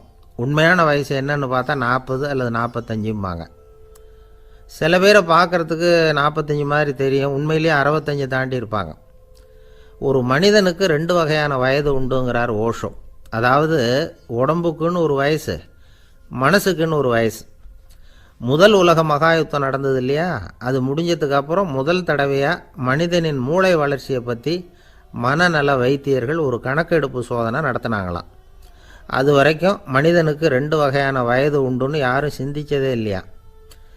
அந்த உலக மகாயுத்தம் முடிஞ்சதுக்கு அப்புறம் மனிதனுடைய சராசரி மனதின் வயதை கணக்கிட்டு பார்க்கும் பொழுது அவங்களுக்கெல்லாம் ரொம்ப அதிர்ச்சியாக இருந்துதான். ஏன்னா அது ரொம்ப பின்தங்கிய நிலையில் இருந்திருக்கு, வளர்ச்சி அடையாத நிலையில் இருந்திருக்கு. அவங்க கண்டுபிடிச்ச பிரகாரம் அப்போ மனசோட சராசரி வயசு என்ன தெரியுமா? 14. அப்படின்னா பார்த்துங்க, உடல் ரீதியாக ஒருத்தரோட வயசு 70 கூட இருக்கலாம், ஆனால் மனசோட வயசு 14 தான். இதுக்கு நேர்மாறாக அமைஞ்சு போச்சுன்னு வச்சுங்க. அதாவது ஒருத்தருக்கு உண்மையிலேயே 14 வயசு, அதாவது உடலோட வயசு 14, அவரோட மனசின் வயசு 70ன்னு வச்சுக்கோங்க. இப்படி அமைஞ்சுட்டுதுன்னா அவர் சீக்கிரம் ஞானத்தன்மை அடைஞ்சிருவார் அப்படின்னு அர்த்தம். இப்போ நமக்கெல்லாம் உடம்போட வயசு மனசோட வயசு ரெண்டும் ஒன்றா இருந்துட்டால் அதுவே போதும், அதுவே பெரிய விஷயம். இப்போ எமர்சன் கிட்ட போய் ஒருத்தர் கேட்டாராம், உங்கள் வயசு என்ன அப்படின்னு. அவர் உடனே பதில் சொல்லியிருக்கார், 360 வருஷம் அப்படின்னாராம். கேட்டவர் குழம்பி போயிட்டார். அவர் என்ன சொல்கிறாரு, 360 வயசா? என்ன நம்ம காதில் தான் சரியாக விழலையா? எமர்சன் எப்பவும் உண்மையை பேசுகிற ஒரு சிறந்த அறிவாளி, அவர் இப்படிலாம் பொய் சொல்ல மாட்டாரே அப்படின்னு ஒரு யோசனை பண்ணிக்கிட்டே இவர் மறுபடியும் அவர் கிட்ட போனாராம். ஐயா, நீங்கள் சொன்னது சரியாக என் காதில் விழலை, அதனால் மறுபடியும் கேட்குறேன், உங்கள் வயசு என்ன அப்படின்னாராம். எமர்சன் மறுபடியும் சொல்லியிருக்கிறார், 360 வருஷம்னு. வந்தவருக்கு உண்மையிலேயே அதிர்ச்சியாக போட்டுது. அதுக்கப்புறம் மெதுவாக ஆரம்பித்தாராம், ஐயா, நீங்கள் சொல்கிறத என்னால் ஏற்றுக்க முடியாது. எப்படி பார்த்தாலும் இப்போ உங்களுக்கு வயசு ஒரு 60க்கு மேலே இருக்காதுன்னு நினைக்கிறேன் அப்படின்னாராம். நீங்கள் சொல்கிறது சரிதான், அது என் உடம்போட வயசுன்னாராம் எமர்சன். அப்படின்னா ஏற்கனவே நீங்கள் சொன்னது அப்படின்னு கேட்டிருக்கார், அது என் மனசோட வயசு அப்படின்னாராம். நம்மளை பொறுத்த வரைக்கும் அறிவு தூசு படிஞ்சிருக்கு, அது மாதிரியே அன்பும் மாசுபட்டிருக்கு. இது ரெண்டையும் சுத்தம் பண்ண வேண்டியிருக்குது. அப்போ தான் நாம் சரியான வயசில் வாழ முடியும். ஒரு ஆசாமி இருக்கிறார், அவருக்கு உடம்போட வயசு அதிகம், மனசோட வயசு ரொம்ப குறைச்சல், குழந்த மாதிரி. அவர் ஒரு ஆஸ்பத்திரியில் படுத்திருக்கிறார். நர்ஸம்மா எல்லாருக்கும் மருந்து கொடுத்துட்டு போகிறாங்க. கொஞ்ச நேரம் கழித்து திரும்பி வந்தாங்க. அப்போ இவர் அந்த அம்மாவை கூப்பிட்டு சொல்கிறார், இதை பாருங்கள் சிஸ்டர், நீங்கள் எல்லாருக்கும் சின்ன சின்ன மாத்திரையாக கொடுத்துட்டு எனக்கு மட்டும் நீளமான மாத்திரையாக கொடுத்துட்டீங்க. முழுங்கிறதுக்கு ரொம்ப கஷ்டமாக போச்சு, இனிமேல் எனக்கும் சின்ன மாத்திரையாக கொடுங்க சிஸ்டர் அப்படின்னாராம். அந்த அம்மா உடனே அதிர்ச்சியாகி தலையில் அடிச்சுக்கிட்டாங்களாம். நான் கஷ்டப்பட்டு மாத்திரையை முழுங்கினத்துக்கு நீங்கள் ஏம்மா தலையில் தட்டிக்கிறீங்க அப்படின்னு கேட்டிருக்காரு இவர். இதுக்கு அவங்க சொல்லியிருக்கிறாங்க, நான் உங்களுக்கு கொடுத்துட்டு போனது மாத்திரை இல்லைங்க, அது தெர்மாமீட்டர் அப்படின்னாங்களாம்.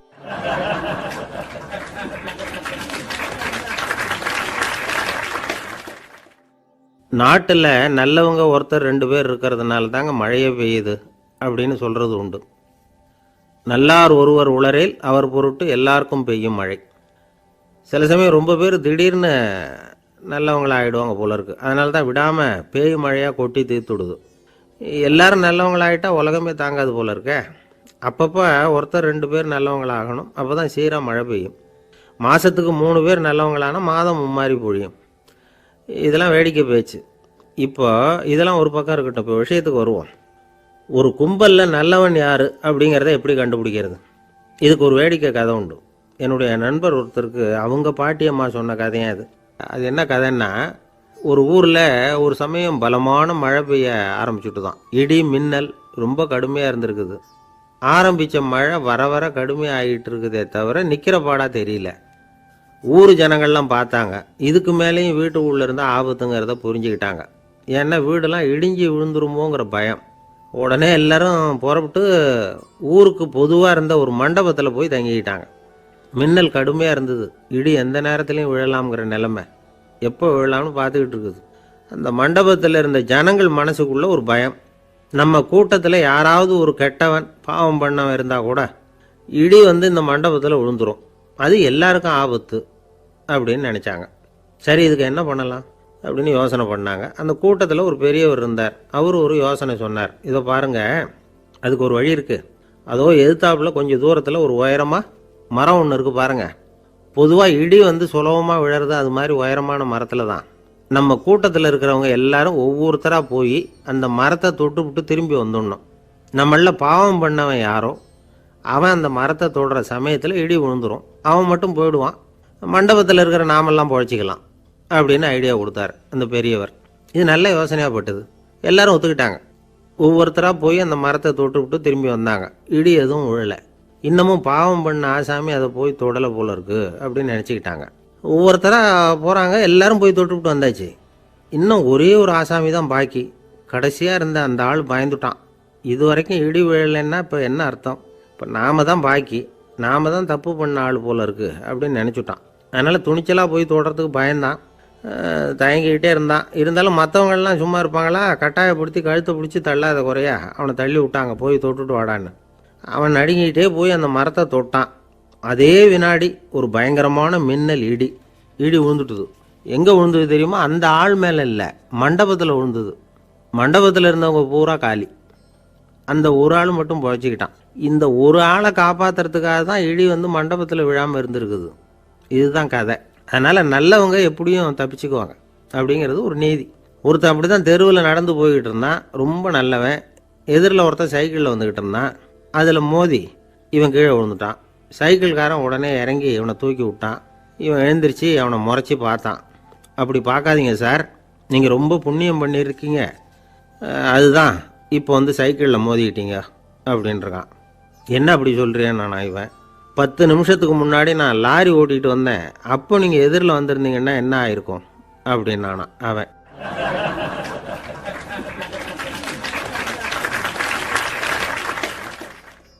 ஒரு ஊரில் ஒரு குரு இருந்தார், ஜென் குரு. அவரை தேடிட்டு ஒரு மன்னர் வந்தார். வந்தவர் ஜப்பான் மன்னர். தோட்டக்கலையை பற்றி தெரிஞ்சுட்டு போகிறதுக்காக அவர் வந்தார். எப்படி தோட்டம் அமைக்கிறது அப்படிங்கிறத பற்றி அந்த குரு விவரமாக சொல்லி கொடுத்தாரு. 1 நாள் 2 நாள் இல்லை, 3 வருஷம் கற்றுக் கொடுத்தார். அதுக்கப்புறம் சொன்னார், நான் கற்றுக் கொடுத்துட்டேன், இனிமேல் நீங்கள் போகலாம், போய் தோட்டம் அமைக்கலாம், அதுதான் உங்களுக்கு பரிசை. தோட்டம் அமைச்ச பிறகு சொல்லி அனுப்புங்க, நான் பார்க்குறேன். நீங்கள் இங்கே என்னவெல்லாம் கற்றுக்கிட்டீங்களோ அதையெல்லாம் அங்கே செயல்முறையில் செஞ்சு காட்டுங்க அப்படின்னு சொல்லி அனுப்பி வச்சார். மன்னர் போனார். அரண்மனைக்கு பக்கத்திலேயே ஒரு பெரிய தோட்டத்தை உண்டு பண்ணினார். அழகான மரங்களையும் செடிகளையும் உருவாக்கினார். கிட்டத்தட்ட 1000 தோட்டக்காரர்களை பயன்படுத்தி 3 வருஷங்கள் முயற்சி பண்ணி அந்த அழகான தோட்டத்தை உருவாக்கினார். குருக்கிட்ட இருந்து செய்தி வந்தது, நாளைக்கு தோட்டத்தை பார்க்குறேன் அப்படின்னு. மன்னர் உடனே சுறுசுறுப்பாயிட்டார். முதல் நாளே தோட்டத்தை சுத்தப்படுத்தினார். ராத்திரி பூரா யாரும் தூங்கலை. எல்லாருக்கும் தோட்டத்தை ஒழுங்குபடுத்துகிற வேலை. அது அந்தந்த இடத்துல ஒழுங்காக இருக்குதா அப்படின்னு சரி பார்த்தாங்க. ஒரு தவறும் இல்லாத வகையில் அதை ஒழுங்குபடுத்தினாங்க. மறுநாள் குரு வந்தார், தோட்டத்தை பார்த்தார். அவருக்கு கோபம் வந்துட்டுது. மன்னருக்கு ஆச்சரியம், எப்பவும் சிரிச்சுக்கிட்டே இருக்கிறவர் இப்போ இப்படி இருக்கிறாரே அப்படின்னு. மெதுவாக குருக்கிட்ட போய் எல்லாம் சரியாக தானே இருக்குது அப்படின்னார். எல்லாம் சரிதான், ஆனாலும் எங்கே அந்த பொன்னிற காற்று அப்படின்னார். உதிர்ந்த இலைகள், பொன் மஞ்சள் நிற இலைகள் காற்றில் அப்படி புரண்டு ஓடுவதை நான் பார்க்க முடியவில்லையே அப்படின்னாராம். அது இல்லாமல் இந்த தோட்டம் உயிரோட்டம் உள்ளதாக இருக்காது, இதில் பாடல் இல்லை, ஆடல் இல்லை, அதெல்லாம் இல்லாமல் இந்த தோட்டம் ரொம்பவும் செயற்கையாக தெரியுதேன்னாராம். மன்னர் இப்போ தான் யோசனை பண்ணார். கீழே கிடந்த காஞ்சி போன இலைகள் மட்டும் இல்லை, மரத்தில் இருந்த காஞ்சி போன இலைகளையும் அப்புறப்படுத்தி சுத்தமாக வச்சிருக்கிறார். இறப்பும் வாழ்க்கையினுடைய ஒரு பகுதி தான். மரணம்ங்கிறது வாழ்க்கைக்கு எதிரானது அல்ல, அதை நிரப்பும் ஒரு பகுதி தான் அது. மரணம் இல்லையில் வாழ்க்கையே இல்லை அப்படிங்கிறது பெரியவங்க கருத்து. இப்போ அந்த தோட்டம் அழகாக தான் இருக்குது, இருந்தாலும் அது ஒரு ஓவியம் மாதிரி உயிர் இல்லாமல் இருக்கு. குரு ஒரு வாளியை கையில் எடுத்துக்கிட்டார், தோட்டத்தை விட்டு வெளியில் போனார். ஏற்கனவே வீசி எறிந்த அந்த சருகுகளை எல்லாம் அள்ளி கொண்டுகிட்டு வந்தார். உள்ள எல்லா இடங்கள்லையும் அதை வீசினார். உடனே காற்று அந்த காய்ந்த சருகுகளையும் பழுத்த இலைகளையும் அசைக்க ஆரம்பிச்சுட்டுது. இப்போ அங்கே சலசல சத்தம், சங்கீதம், இலைகளின் நடனம், ஓவியம் மாதிரி இருந்த அந்த தோட்டத்துக்கு இப்போ உயிர் வந்துட்டுது. இதுதான் அந்த பொன்னான காற்று அப்படின்னாராம் குரு. மன்னருக்கு புரிஞ்சுது. மிகப்பெரிய ஜென் கேள்வி ஒன்று உண்டு. உம்மான் அப்படிங்கிற ஒரு பெரிய குருவை பார்த்து துறவி ஒருத்தர் கேட்டாராம், இலைகள் எல்லாம் கீழே விழுந்து மரங்கள் மொட்டையாக இருக்கும் பொழுது என்ன நடக்கும்? இதுதான் கேள்வி. இதுக்கு உம்மான் சொன்ன பதில் பொன்னான காற்று, தி கோல்டன் விண்ட் அப்படின்னாராம். இதுக்கு என்ன விளக்கம்னா, உன்னுடைய எண்ணங்கள் எல்லாம் உன்னுடைய மனசிலிருந்து கீழே விழுந்து உனது உள்ளுணர்வானது மொட்டையாக நிற்கும் நிலைதான் அது. உனது வேர்களின் அருகில் காற்று வீசுகிறது. எல்லா எண்ணங்களும் உன்னிலிருந்து வெகு தூரத்துக்கு புரண்டு கொண்டே சென்று விடுகிறது. நீ அவற்றை கடந்து விட்டால் நீ அவைகளுக்கெல்லாம் மேலெழுந்து கீழே பார்ப்பவனைப் போல நிற்க ஆரம்பித்து விடுவாய். அதுதான் தியானம் என்பது அப்படின்னு சொல்கிறாங்க. தியானம்ங்கிறது எண்ணத்துக்கு எதிரானதில்லை, தியானம்ங்கிறது எண்ணங்களை கடந்து செல்வது தான். அதுக்கப்புறம் நாம் பொன்னிற காற்றில் ஆட ஆரம்பிச்சிருவோம். இதுதான் பெரியவர்கள் சொல்கிறது. என்கிட்ட ஒருத்தர் தோட்டம் அமைக்கணும்னு யோசனை கேட்டு வந்தார். எல்லாம் சொல்லி கொடுத்தேன். செடிகள்லாம் செழிப்பாக வளரணும்னா வேர் காயாமல் பார்த்துக்குங்க, தினமும் தண்ணி விடுங்க அப்படின்னு சொல்லி அனுப்பி வச்சேன். ஒரு மாதம் கழித்து அவர் தோட்டத்தை பார்க்கறதுக்காக போனேன். போய் பார்த்தா எல்லா செடியும் வாடி கிடக்குது. என்னங்க இப்படி பண்ணிவிட்டீங்கன்னு. நீங்கள் சொன்னபடி தான் செஞ்சேன்னார். என்ன செஞ்சீங்கன்னு கேட்டேன். வேர் காயாமல் பார்த்துக்க சொன்னீங்க, தினமும் ஒரு தடவை எல்லா செடியையும் ஒவ்வொன்றா பிடுங்கி பார்த்து வேர் காயாமல் இருக்கா அப்படின்னு பார்த்துட்டு அதுக்கப்புறம் தண்ணி பாய்ச்சினேன், அவ்வளவுதான் அப்படின்னார். ஒரு வயசான பாட்டியின் தாத்தாவும் ஒரு பூங்காவில் உட்காந்து பேசிக்கிட்டு இருக்கிறாங்க. அவங்களுக்கு கல்யாணம் ஆகி 53 வருஷம் ஆச்சு. பிள்ளைங்கள்லாம் படித்து பெரிய பெரிய வேலையில் இருக்கிறாங்க. பேரன் பேத்திகளும் நல்ல நிலைமையில் இருக்கிறாங்க. இந்த தாத்தாவும் பாட்டியும் சிரித்து பேசிக்கிட்டு இருந்ததை ஒரு பெரியவர் பார்த்தார். அவருக்கு ஆச்சரியமாக இருந்தது. இந்த வயசுலேயும் இவ்வளவு அந்யோன்யமாக இவங்க பேசிக்கிட்டு இருக்கிறாங்களே அப்படின்னு நினச்சார். சரி, நேரிலேயே கேட்டுருவோமே அப்படின்னு நினச்சிக்கிட்டு கிட்ட போனார். உங்கள் மன வாழ்க்கையின் வெற்றிக்கான ரகசியம் என்ன அப்படின்னு கேட்டார். இதை கேட்டதும் அந்த தாத்தா சிரிச்சுக்கிட்டே பாட்டியை பார்த்தாராம். அதுக்கப்புறம் சொன்னாராம், நான் இந்த அம்மாவை கல்யாணம் பண்ணிக்கிட்டதுக்கும் எங்களுடைய இல்வாழ்க்கை இவ்வளவு நாளாக பலம் குறையாமல் மகிழ்ச்சியாக இருக்கிறதுக்கும் காரணம் ஒன்று தான். அது என்ன காரணம்னா, எங்களுக்கு இடையில பொதுவாக நிறைய குறைகள் உண்டு, அதுதான் காரணம் அப்படின்னாராம்.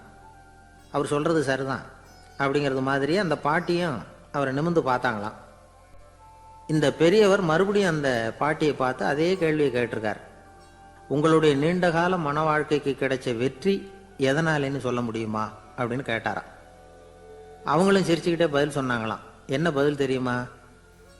சில பேரை நாம் குறிப்பிட்ட பண்புகளுக்காக நேசிக்கிறோம், வேற சிலரை நாம் அந்த பண்புகள் இல்லாத குறைகளுக்காகவே விரும்பி பழகிறோம் இல்லையா அப்படின்னு கேட்டுவிட்டு தலையை குனிஞ்சுக்கிட்டாங்களாம் அந்த பாட்டியம்மா. அவங்க அப்படி சொன்னதை கேட்டதும் இவருக்கு புதுசாக ஞானம் பிறந்தது மாதிரி இருந்துதான். இதுதான் மனம் நிறைந்த மன வாழ்க்கை அப்படிங்கிறார் சுவாமி சின்மயானந்தர். பண்புகளை எப்படி நேசிக்க முடியுதோ அதே மாதிரி பண்புகள் இல்லாத குறைகளையும் நேசிக்க முடியும். மனசு தான் காரணம். ஒரு மேல்நாட்டு தம்பதி, அவங்களும் தாத்தா பாட்டி தான். அவங்க 2 பேரும் ஒரு பூங்காவில் உட்காந்து சிரித்து பேசிக்கிட்டு இருக்கிறாங்க. அதை ஒருத்தர் பார்த்தார். அவருக்கு ஆச்சரியம், இவ்வளவு காலம் ஆகி இந்த வயசுலேயும் இப்படி அன்பாக பேசிக்கிட்டு இருக்கிறாங்களே அப்படிங்கிற ஆச்சரியம். கிட்ட நெருங்கி போனார். கேட்டார், ஏன் தாத்தா உங்களுக்கு கல்யாணம் ஆகி எவ்வளோ வருஷம் ஆச்சுன்னார். 55 வருஷம் ஆச்சுன்னாராம் அவர். இன்னமும் இவ்வளவு சந்தோஷமாக இருக்கிறீங்களே, அதுக்கு என்ன காரணம்னு கேட்டிருக்கார். அதுக்கு என்ன காரணம்னா, இது வரைக்கும் எங்களுக்குள்ள சண்டையே வந்ததில்லை அப்படின்னாராம். அது எப்படி முடியும்னு கேட்டிருக்கார் இவர் ஆச்சரியமா.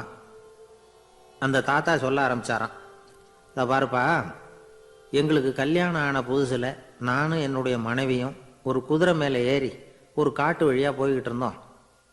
கொஞ்சம் தூரம் போனதும் அந்த குதிரை எடக்கு பண்ணிச்சு. நான் உடனே கீழே இறங்கி அந்த குதிரையை பார்த்து, இது உனக்கு முதல் தடவை அப்படின்னு மிரட்டலாக சொல்லிவிட்டு ஏறி உட்காந்தேன். மறுபடியும் போனோம். கொஞ்சம் தூரம் குதிரை நல்லபடியாக நடந்து போச்சு. மறுபடியும் எடக்கு பண்ண ஆரம்பிச்சுட்டுது. நான் கீழே இறங்கினேன். கையில் இருந்த சாட்டையால் ஓங்கி ஒரு அடி கொடுத்தேன். இது உனக்கு 2வது தடவை அப்படின்னு சொல்லிவிட்டு ஏறி உக்காந்தேன். மறுபடியும் குதிரை கொஞ்சம் தூரம் நல்ல விதமாக நடந்து போச்சு. அப்புறமும் எடக்கு பண்ண ஆரம்பிச்சுட்டுது. அந்த சமயத்தில் ஒரு ஆற்று பாலத்தை கடந்து போய்கிட்டு இருக்கிறோம். நான் கீழே இறங்கினேன். என்னுடைய மனைவியையும் கீழே இறங்க சொன்னேன். அந்த குதிரையை பிடிச்சி அப்படியே ஆற்றுல தள்ளி விட்டுட்டேன். தள்ளி விட்டுட்டு, இது உனக்கு கடைசி தடவை அப்படின்னு சொன்னேன். அதை பார்த்ததும் என் மனைவி பதறி போயிட்டாங்க. போய், ஐயோ பாவம், என்ன இப்படி பண்ணிவிட்டீங்க, உங்களுக்கு மனசில் கொஞ்சம் கூட இறக்கமே இல்லையா அப்படின்னாங்க. நான் மெதுவாக இவங்க பக்கம் திரும்பி, இது உனக்கு முதல் தடவை அப்படின்னேன். அவ்வளவுதான், அன்னையிலேருந்து இன்னைய வரைக்கும் ஒரு நாள் கூட எங்களுக்குள்ள சண்டையே வந்ததில்லை அப்படின்னு விளக்கம் கொடுத்தார் அந்த தாத்தா. ஒரு ஆள் வேகமாக நடந்து போய்கிட்டு இருந்தான். அவன் வேகமாக நடக்கிறதுக்கு காரணம் வெயில் காலம், காலில் செருப்பு இல்லை, மணல் பாதை, அதுதான் வேகம். காலில் செருப்பும் இல்லாமல் கையில் குடையும் இல்லாமல் அந்த ஆள் வெயிலில் நடந்து போய்கிட்டு இருக்கிறான். அந்த சமயத்தில் இன்னொருத்தன் குதிரை மேலே ஏறி அந்த வழியாக வந்துக்கிட்டு இருக்கிறான். அவன் காலில் செருப்பும் இருந்தது, கையில் குடையும் இருந்தது. நடந்து போய்கிட்டு இருந்தவன் அந்த குதிரை ஆசாமியை பார்த்து கேட்டான், ஐயா, நீங்களும் குதிரை மேலே உட்காந்துக்கிட்டு போய்கிட்டு இருக்கிறீங்க, அப்படி இருக்கிறப்போ உங்களுக்கு அந்த செருப்பு என்னத்துக்கு, அதை எனக்கு கொடுத்து உதவலாமே அப்படின்னா. குதிரை மேலே உட்காந்துருந்தவன் யோசனை பண்ணி பார்த்தான். இவன் சொல்கிறது நியாயம்தானே அப்படின்னு சொல்லி தன்னுடைய செருப்பை கழட்டி அந்த வழிப்போக்கனுக்கு கொடுத்துட்டான். ரொம்ப நல்லதுங்க அப்படின்னு சொல்லி இவன் அதை வாங்கி காலில் மாட்டிக்கிட்டான்.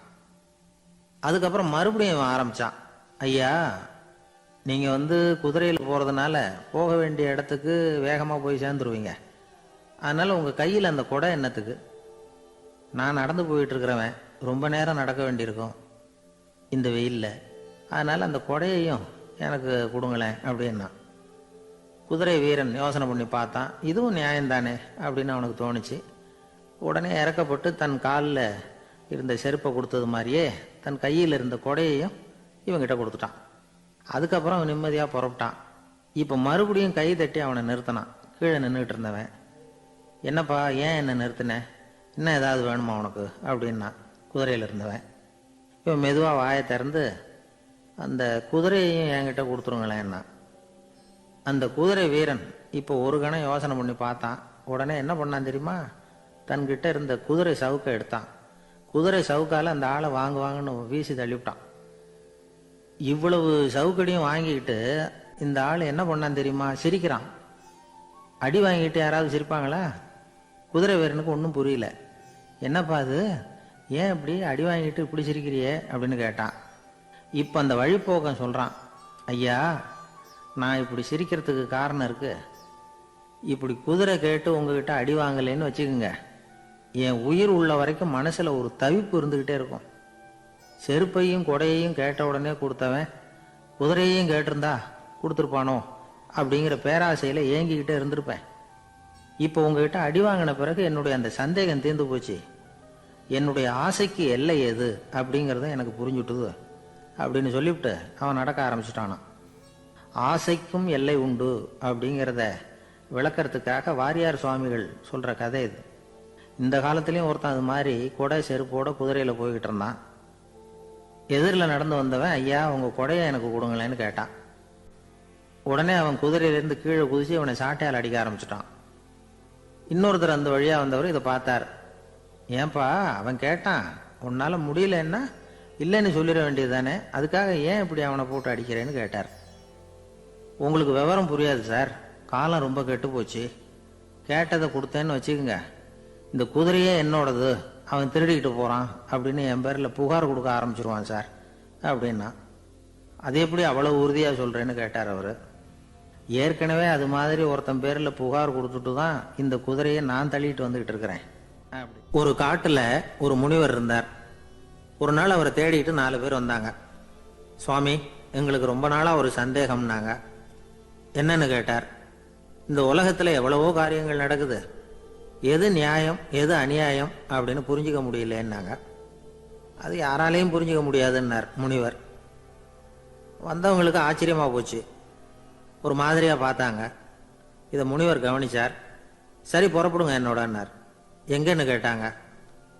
இப்போ உங்கள் 4 பேரையும் ஒரு புஷ்பக விமானத்தில் அழைச்சிட்டு போகிறேன். இந்த உலகத்தில் சர்வசாதாரணமாக நடக்கக்கூடிய ஒரு காட்சியை உங்களுக்கு காட்ட போகிறேன். நீங்கள் பார்க்க போகிற அந்த காட்சி நியாயமா அநியாயமா அப்படிங்கிறத என்கிட்ட சொல்லணும். நீங்கள் சரியான பதில் சொன்னால் புஷ்பக விமானத்தில் தொடர்ந்து பிரயாணம் பண்ணலாம். தவறான பதில் சொன்னால் இந்த புஷ்பக விமானம் உங்களை கீழே தள்ளி விட்டுரும் அப்படின்னார். 4 பேருக்கும் பயந்தான். இருந்தாலும் முனிவர் கூப்பிடுறாரே அப்படின்னு சொல்லி புறப்பட்டாங்க. அவங்க எல்லாரும் புறப்பட்டு ஒரு காட்டு வழியாக போய்கிட்டு இருக்கிறாங்க புஷ்பக விமானத்தில். அங்கே நடக்கிற ஒரு காட்சியை காட்டுறார் முனிவர். அதோ அங்கே பாருங்கன்னார். அந்த விமானத்தில் இருந்தபடியே எல்லாரும் கீழே குனிஞ்சு பார்க்குறாங்க. அங்கே ஒரு தாய் புலி அப்போ தான் குட்டி போட்டிருக்கு. குட்டிகளை ஈன்ற உடனே பசிக்கு இறை தேடி அந்த பக்கமாக வருது. அதே நேரம் ஒரு தாய் மான், அதுவும் அப்போ தான் குட்டி போட்டிருக்கு. அதுவும் இதே மாதிரி குட்டிகளை ஈன்ற உடனே பசிக்கு இறை தேடி அந்த பக்கமாக வருது. இப்போ அந்த புலி அந்த மானை அடித்து போட்டுடுது. அதுவும் சாப்பிடுது, குட்டிகளுக்கும் கொடுக்குது. இப்போ அந்த புலிக்குட்டிகள் முகத்தில் மகிழ்ச்சி, தாயை இழந்த அந்த மான் குட்டிகள் முகத்தில் துக்கம். இப்போ அந்த முனிவர் 4 பேர்கிட்டையும் கேட்குறார், நீங்கள் இங்கே பார்த்தீங்களே, இதில் எது நியாயம் எது அநியாயம்? ஒவ்வொருத்தராக சொல்லுங்கள். உங்கள் பதில் சரியில்லைன்னா இந்த விமானம் உங்களை கீழே தள்ளி விட்டுரும், சொல்லுங்கள் பார்க்கலாம்னார். முதல்ல ஒருத்தன் சொன்னான், அந்த புலி செஞ்சது சரிதாங்க, அது பசிக்கு அதுதான் ஆகாரம், தன்னுடைய பசிக்கு தானே இறை தேடிக்கிட்டுது, அதில் என்ன தப்பு, அவ்வளவுதான், அதனால் புலி செஞ்சது நியாயம்தான் அப்படின்னா. அவ்வளவுதான், அந்த விமானம் அவனை அப்படியே கீழே தள்ளி விட்டுட்டுது. அதனால் அவன் கொடுத்த பதில் சரியில்லை அப்படிங்கிறது புரிஞ்சு போச்சு. இப்போ 2வது ஆள் சொன்னான், புலி செஞ்சது பாவம், அந்த தாய்மான் என்ன தப்பு பண்ணிச்சு, இப்போ அந்த குட்டிகளுக்கு யார் ஆதரவு, அதனால் புலி செஞ்சது அநியாயம் அப்படின்னா. அவ்வளவுதான், அவனையும் கீழே தள்ளி விட்டுடுது அந்த விமானம். இந்த பதிலும் சரியில்லை அப்படின்னு ஆயிட்டுது. இப்போ 3வது ஆள் வந்தான். முதல்ல 2 பேர் கீழே விழுந்ததை பார்த்துக்கிட்டு இருந்தான். அதனால் அவன் சொன்னான், ரெண்டுமே நியாயந்தாங்க, புலி இறை தேடினதும் இயற்கை, அதுக்கு மான் இறையானதும் இயற்கை, அதனால் இதில் ஒன்றும் தப்பு இல்லைன்னா. அவ்வளவுதான், அவனையும் அந்த விமானம் கீழே பிடிச்சி தள்ளி விட்டுது. இப்போ 4வது ஆள் வந்தான். முனிவர் கேட்டார், நீயாவது சொல்லுப்பா, இந்த செயலில் எது நியாயம்னார். அவன் தெளிவாக பதில் சொன்னான். அதாவது என்ன சொன்னான்னா, எனக்கு தெரியல அப்படின்னா. அவனை விமானம் கீழே தள்ளலை, சௌரியமாக அழைச்சிட்டு போட்டுது. இவனும் பிரயாணம் சௌக்கியமாக பண்ணானான். ஆக இதுதான் சரியான பதிலுங்கிறத முனிவர் உணர்த்தினார். இந்த கதையிலேருந்து நாம் புரிஞ்சுக்க வேண்டியது என்னென்னா, இந்த உலகத்தில் எவ்வளவோ காரியங்கள் நடக்குது, அதெல்லாம் ஏன் அப்படி நடக்குதுங்கிறதுக்கு எப்பேற்பட்ட பண்டிதராலும் பதில் சொல்ல முடியாது. தெரியாததை தெரியாதுன்னு ஒத்துக்கிட்டா வாழ்க்கை பிரயாணம் சுகமாக இருக்கும். அதனால் தேவையில்லாத விஷயங்களை புரிஞ்சுக்கிறதுக்கு நேரத்தை செலவு பண்ணிகிட்டு இருக்கக்கூடாது. வாழ்க்கையை குழப்பிக்கக்கூடாது. வாழ்க்கைக்கு தேவையானது என்னவோ அதை மட்டும் புரிஞ்சுக்கிட்டா போதும். இந்த காலத்து ஆள் ஒருத்தன் ஒரு பெரியவரை தேடி வந்தான். ஐயா, ஒரு சந்தேகம்னா. என்ன உன்னுடைய சந்தேகம்னார். பகுத்தறிவுன்னா என்ன, விதின்னா என்ன அப்படின்னு கேட்டான். இதுக்கு அவர், இப்போ உன்னுடைய வலது காலை தூக்குன்னார். தூக்கினான்.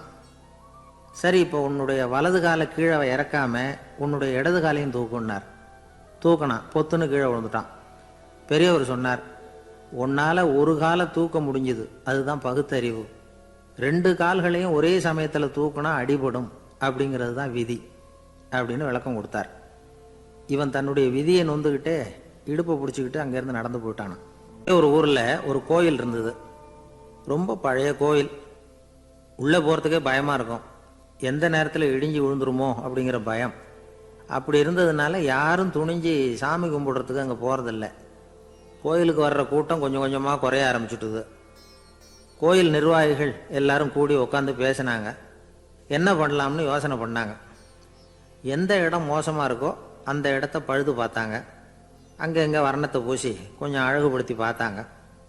ஏதோ இந்த ஊரில் கோயில்னு ஒன்று இருக்குது, அது மக்களுக்கு தெரியணும் அப்படிங்கிறதுக்காகத்தான் இப்படிலாம் பண்ணாங்க.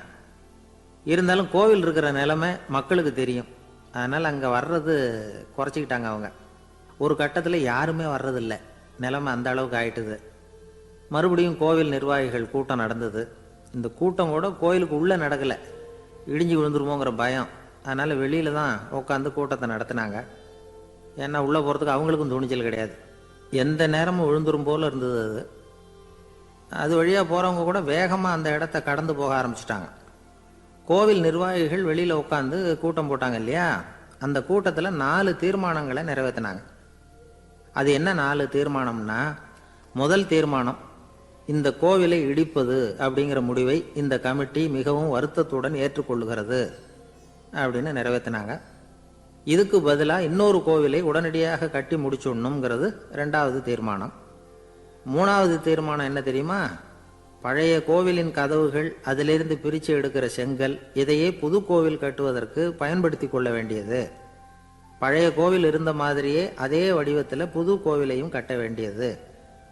பழைய கோவிலின் அஸ்திவாரத்தை அப்படியே வச்சுக்கிட்டு அதுக்கு மேலே நாம் கோயிலை கட்டிக்க வேண்டியது. இதுதான் 3வது தீர்மானம். இதையும் கமிட்டி முழு மனசோடு ஏற்றுக்கிட்டது. இது வரைக்கும் சரி. இப்போ அந்த கமிட்டி 4வதாக ஒரு முக்கியமான தீர்மானத்தை கொண்டுகிட்டு வந்து அதையும் ஏகமனதாக நிறைவேற்றி விட்டது. அது என்ன தீர்மானம்னா, புதிய கோவில் கட்டி முடிக்கிற வரைக்கும் பழைய கோவிலை இடிக்கிறதில்லை அப்படிங்கிற தீர்மானம். எப்படி இருக்குது பாருங்கள் இது. பழசை இடிக்காத வரையில் அதே இடத்துல புதுசாக எப்படி கட்ட முடியும்? பல விஷயங்களில் நாம் நடந்துக்கிற முறையும் இப்படி தான் இருக்குதான். வாழ்க்கையில் முன்னேறணும்னு ஆசைப்படுவோம். அதே நேரத்தில் அந்த முன்னேற்றத்துக்கு எது தடையாக இருக்கோ அதை விட்டுடுறதுக்கும் மனசு வராது. வெளிநாட்டில் ஒரு பெரிய விருந்து நடந்துக்கிட்டு இருந்துதான். எல்லாரும் மது கோப்பையும் கையுமா அலைஞ்சிக்கிட்டு இருக்கிறாங்க. ஒருத்தர் மட்டும் கையில் எதுவும் இல்லாமல் ரொம்ப நல்ல பிள்ளையா சாதுவா ஒரு ஓரமாக தனியாக உட்காந்துருக்கிறார். அவர்கிட்ட நெருங்கி வாங்க மது சாப்பிட்லாம் அப்படின்னு கூப்பிட்டாங்களாம். என்னை வற்புறுத்தாதீங்க, நான் என் மனசுக்குள்ளே உறுதியாக தீர்மானம் பண்ணிவிட்டேன் அப்படின்னாராம். என்ன தீர்மானம் பண்ணியிருக்கீங்க அப்படின்னு கேட்டிருக்காங்க. ஏற்கனவே முழு போதையில் இருக்கும் பொழுது மறுபடியும் மது கோப்பையை தொடரதில்லை அப்படின்னு தீர்மானம் பண்ணியிருக்கேன் அப்படின்னாராம். ஒரு ஊரில் ஒரு பெரியவர் இருந்தார். ஒரு நாள் அவரை தேடி ஒருத்தர் வந்தார். ஐயா, நான் கடவுளை பரிபூர்ணமாக நம்புகிறேன் அப்படின்னார். சரி, அந்த நம்பிக்கை உனக்கு எப்படி வந்ததுன்னு கேட்டார் இவர். அவர் சொல்ல ஆரம்பித்தார். ஐயா, எனக்கு கல்யாணம் ஆகி 10 வருஷம் ஆச்சு. ஆனாலும் குழந்தை பாக்கியம் இல்லை. அதுக்கு என்ன காரணமாக இருக்கும்னு நான் யோசனை பண்ணிகிட்டு இருந்தப்போ நண்பர் ஒருத்தர் ஒரு ஆலோசனை சொன்னார். உனக்கு மதப்பற்று இல்லை, எந்த கடவுளையுமே நம்ப மாட்டேங்கிற, அதுதான் காரணம். கடவுளை நம்பு, உனக்கு குழந்தை பாக்கியம் கிடைக்கும் அப்படின்னார். அவர் அப்படி சொன்னாரே தவிர எனக்கு சந்தேகம்தான். இருந்தாலும் அவர் சொன்னபடியும் நடந்து தான் பார்ப்போமே அப்படின்னு முடிவு பண்ணேன். கடவுளை நம்ப ஆரம்பித்தேன். அந்த வருஷமே அழகான ஆண் குழந்தை பிறந்தது. எல்லாம் இறைவன் அருள் அப்படின்னார். இவர் இப்படி சொன்னதை கேட்டதும் அந்த பெரியவர் சொன்னார், நீ சொல்கிறதெல்லாம் சரிதான். இருந்தாலும் இந்த காலத்தில் எந்த ஒரு காரியமாக இருந்தாலும் அதை சோதனை செஞ்சு பார்த்துட்டு தான் ஒரு முடிவுக்கு வந்து சேர முடியும். அறிவுபூர்வமான முடிவு அதுவாக தான் இருக்கும். அறிவியல் சோதனைகள் அப்படித்தான். ஒரு குறிப்பிட்ட விஷயத்தை பற்றி எத்தனை தடவை சோதனை பண்ணாலும் ஒரே முடிவு தான் கிடைக்கணும். அதுதான் சரியாக இருக்கும். அதனால் இப்போ மறுபடியும் ஒரு சோதனைன்னார். என்ன செய்யணும் அப்படின்னு கேட்டார் இவர். கடவுள்கிட்ட ஒரு பெண் குழந்தை வேணும்னு கேளு. முதல்ல ஆண் குழந்தையை கொடுத்தது மாதிரியே இப்போ ஒரு பெண் குழந்தையையும் கொடுக்குறாரா பார்க்கலாம் அப்படின்னார். சரின்னு சொல்லி இவர் அதே மாதிரி முயற்சி பண்ணினார். அதுக்கப்புறம் அவர் இந்த பெரியவர்கிட்ட வரவே இல்லை. கொஞ்ச காலம் கழித்து இவரே அவரை தேடிக்கிட்டு போய் கதவை தட்டினார். அவர் கதவை திறந்தார். என்ன ஆச்சு, கடவுள் கண் திறந்தாரா அப்படின்னு கேட்டார். அவர், அந்த சமாச்சாரம்லாம் நமக்கு வேணாம் சார். முதல் தடவை அது ஏதோ தற்செயலாக ஏற்பட்ட ஒரு சாதகம். இப்போ நீங்கள் 2வது தடவை சொன்ன பிறகு தினமும் கடவுளை வேண்டிக்கிட்டு தான் இருக்கிறேன், ஒன்றும் நடக்கலை அப்படின்னார் ரொம்ப விரக்தியாக. ஒரே ஒரு தோல்வியில் உங்கள் நம்பிக்கையெல்லாம் பறந்து போயிடுது பார்த்தீங்களா அப்படின்னார் அந்த பெரியவர். எல்லாம் நல்ல விதமாக நடக்கிற வரைக்கும் நம்பிக்கை, எதிர்பார்த்தது தோல்வியில் முடிஞ்சுட்டுதுன்னா அவநம்பிக்கை. மற்றவர்கள் பேரில் வைக்கிற நம்பிக்கை எந்த நேரத்திலையும் விவகாரமாகி விடக்கூடிய சாத்தியம் உண்டு. நாம் நம்பிக்கை வைக்க வேண்டியது நம்மகிட்ட தான், நமக்குள்ளே இருக்கிறார் கடவுள். எனவே நம்ம பேரில் நாம் வைக்கிற நம்பிக்கை தான் உண்மையான கடவுள் பக்தி. நிபந்தனையற்ற நம்பிக்கையாக அது இருக்கணும். எல்லாம் நல்லபடியாக நடந்துக்கிட்டு இருந்தால் எந்த முட்டாளுக்கும் நம்பிக்கை வரத்தான் செய்யும் அப்படிங்கிறது ஒரு பெரிய ஒரு கருத்து. தியானத்தின் மூலமாக தான் உனக்குள்ள ஆழமாக தோண்டுனா உன்னுடைய அடி ஆழத்தில் நம்பிக்கை அப்படி ஊற்றெடுக்கும், அதை பார்க்க முடியும் அப்படிங்கிறது பெரியவர்கள் சிந்தனை. ஒரு குழந்தை அப்பாவை பார்த்து என்னப்பா பண்ணுறேன்னு கேட்டுதான். பிரார்த்தனை பண்ணிகிட்டு இருக்கிறேன்னாரான் அப்பா. பிரார்த்தனை பண்ணுனா என்ன கிடைக்கும் அப்படின்னு கேட்டுதான் குழந்தை. எல்லாம் கிடைக்கும் அப்படின்னாரான் அப்பா. நீ வச்சிருக்கிறிய பேனா அது கூட கிடைக்குமான்னு கேட்டுதான் குழந்தை. கிடைக்குமேன்னு இருக்கார். அப்படின்னா அந்த பேனாவை என்கிட்ட கொடுத்துரு, நீ பிரார்த்தனை பண்ணி வேற பேனா வாங்கிக்கோ அப்படின்னு தான் அந்த குழந்தை. எனக்கு தெரிஞ்ச ஒருத்தர் இருக்கார். அவர் ஒரு பெரிய காவல்துறை அதிகாரி, ரொம்ப கண்டிப்பானவர். அவரை கண்டாவே எல்லாரும் பயப்படுவாங்க. அப்படிப்பட்டவர் வீட்டுக்கு போனால் அப்படியே அடியோடு மாறிடுவார். அங்கே போய் பார்த்தீங்கன்னா குழந்தைகளோட குழந்தையாக அவர் விளையாடிக்கிட்டு இருப்பார். அலுவலக சமயத்தில் பார்த்தீங்கன்னா குதிரை முதுகில் அவர் உட்காந்துருப்பார். வீட்டில் பார்த்தீங்கன்னா அவர் முதுகில் குழந்தை உட்காந்துருக்கும். அவர் குதிரை மாதிரி போயிட்டு இருப்பார். இது எப்படிங்க முடியுது உங்களால் அப்படின்னு கேட்டாங்க. அது ஒன்றும் இல்லை, இங்கே வீட்டுக்கு வந்த உடனே என்னோட மனசை தனியாக எடுத்து வச்சுருவேன் அப்படின்னார். அது என்னங்க உங்கள் சட்டப்பயிலியாக இருக்குது மனசு, அது தனியாக எடுத்து வைக்கிறதுக்கு அப்படின்னு கேட்டாங்க. அப்படி இல்லைங்க, இது ஒரு பயிற்சி, மனப்பயிற்சி, அவ்வளவுதான் அப்படின்னார். இப்படி சமயம் பார்த்து மனசை தனியாக வச்சுவிட தெரிஞ்சவங்க வாழ்க்கையில் எப்பவும் உற்சாகமாக இருப்பாங்க அப்படிங்கிறது பெரியவங்க கருத்து. ஒரு டாக்டர் ஆஸ்பத்திரியில் இருக்கிற வரைக்கும் டாக்டராக இருக்கலாம். அவர் மனைவிகிட்டையும் அவர் டாக்டராக இருக்க வேண்டிய அவசியம் இல்லை. ஒரு வக்கீல் கோர்ட்டில் இருக்கிற வரைக்கும் வக்கீலாக இருக்கலாம். வீட்டுக்கு வந்ததுக்கு அப்புறமும் வக்கீலாக இருக்க வேண்டிய அவசியம் கிடையாது. வீட்டில் குழந்தைகள்கிட்ட விளையாடும் பொழுதும் அதுகள்கிட்ட ஃபீஸு கேட்டுக்கிட்டு இருக்கக்கூடாது. நாம் எப்படி இருக்கணும்னு பெரியவங்க சொல்கிறாங்கன்னா, மனசோட சேரப்படாதான். அப்படி சேராமல் வாழ்க்கையை கவனிக்கணுமா. மனசை அப்படியே தனியாக எடுத்து பக்கத்தில் வச்சுடணும். அப்படின்னா அதை அப்படியே தூக்கி எறிஞ்சுடு அப்படின்னு அர்த்தம் இல்லை. ஏன்னா மனசுங்கிறது நமக்கு உபயோகப்படக்கூடிய ஒன்று தான்.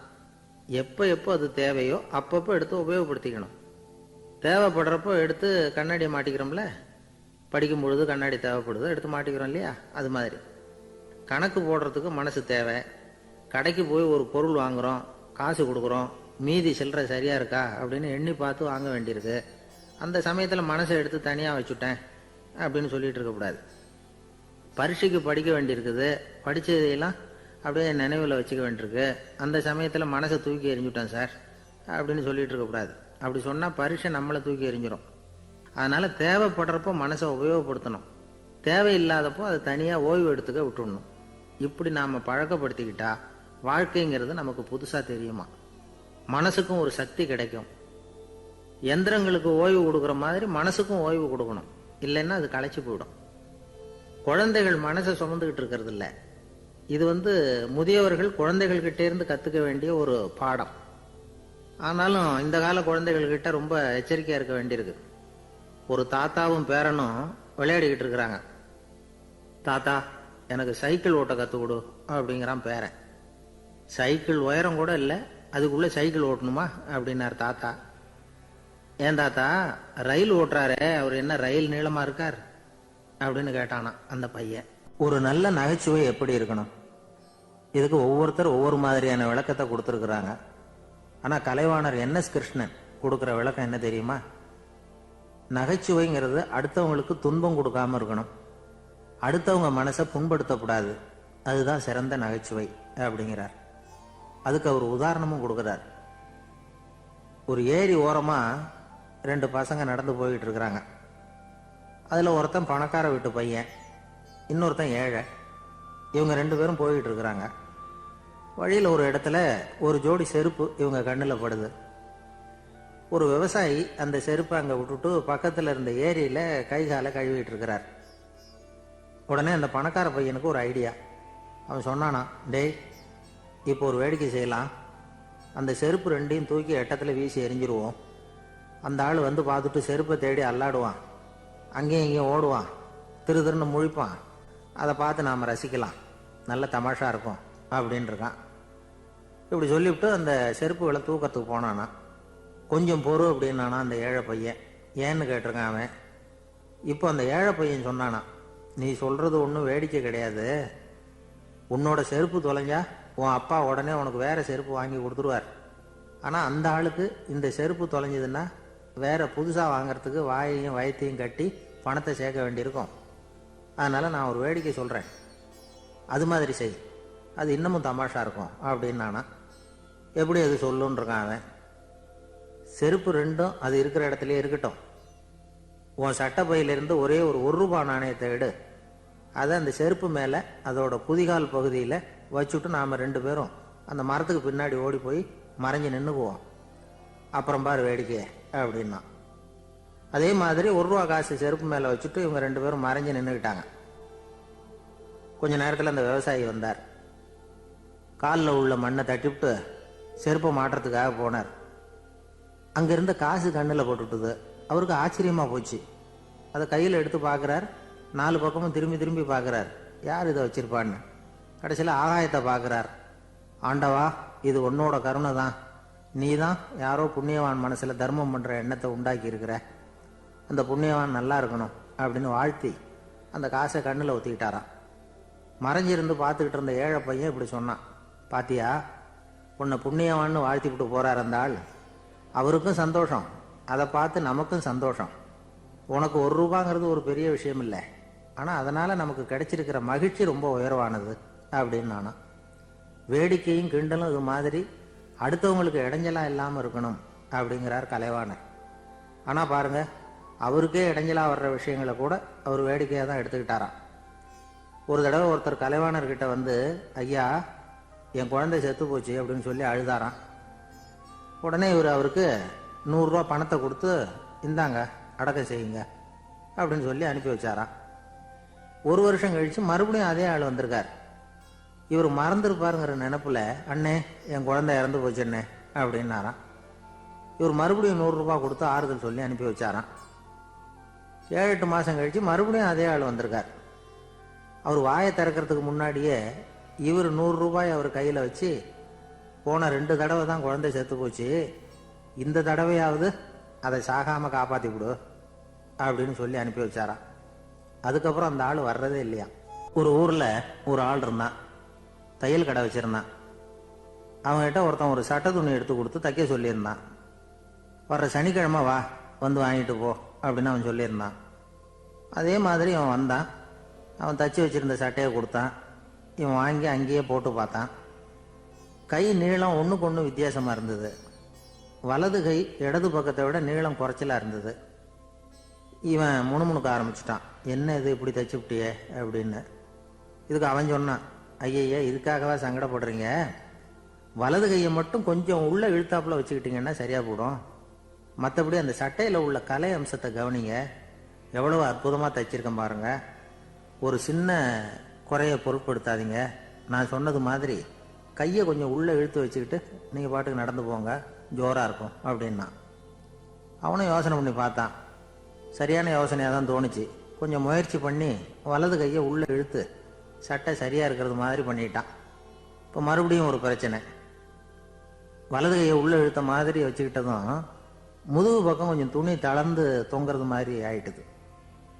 என்னது, முதுகு பக்கம் துணி குவிஞ்சுட்டுதே, அப்படியே தொங்குறது மாதிரி இருக்க அப்படின்னு அவன் மறுபடியும் ஆரம்பித்தான். ஐயா, இதுக்காகவா கவலைப்படுறீங்க?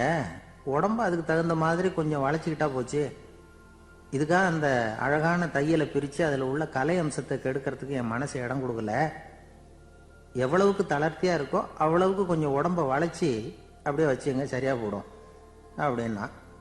இதுவும் நல்ல யோசனையாக போடுது அப்படின்னு நினச்சானா இவன். சரின்னு சொல்லிவிட்டு புறப்பட்டான். தெருவில் இறங்கினான். கையை கொஞ்சம் உள்ளே இழுத்தான். உடம்பை கொஞ்சம் வளைச்சி வச்சுக்கிட்டான். சட்டைக்கு தகுந்த மாதிரி பண்ணிட்டான். அப்படியே மெதுவாக நடந்து போனான்.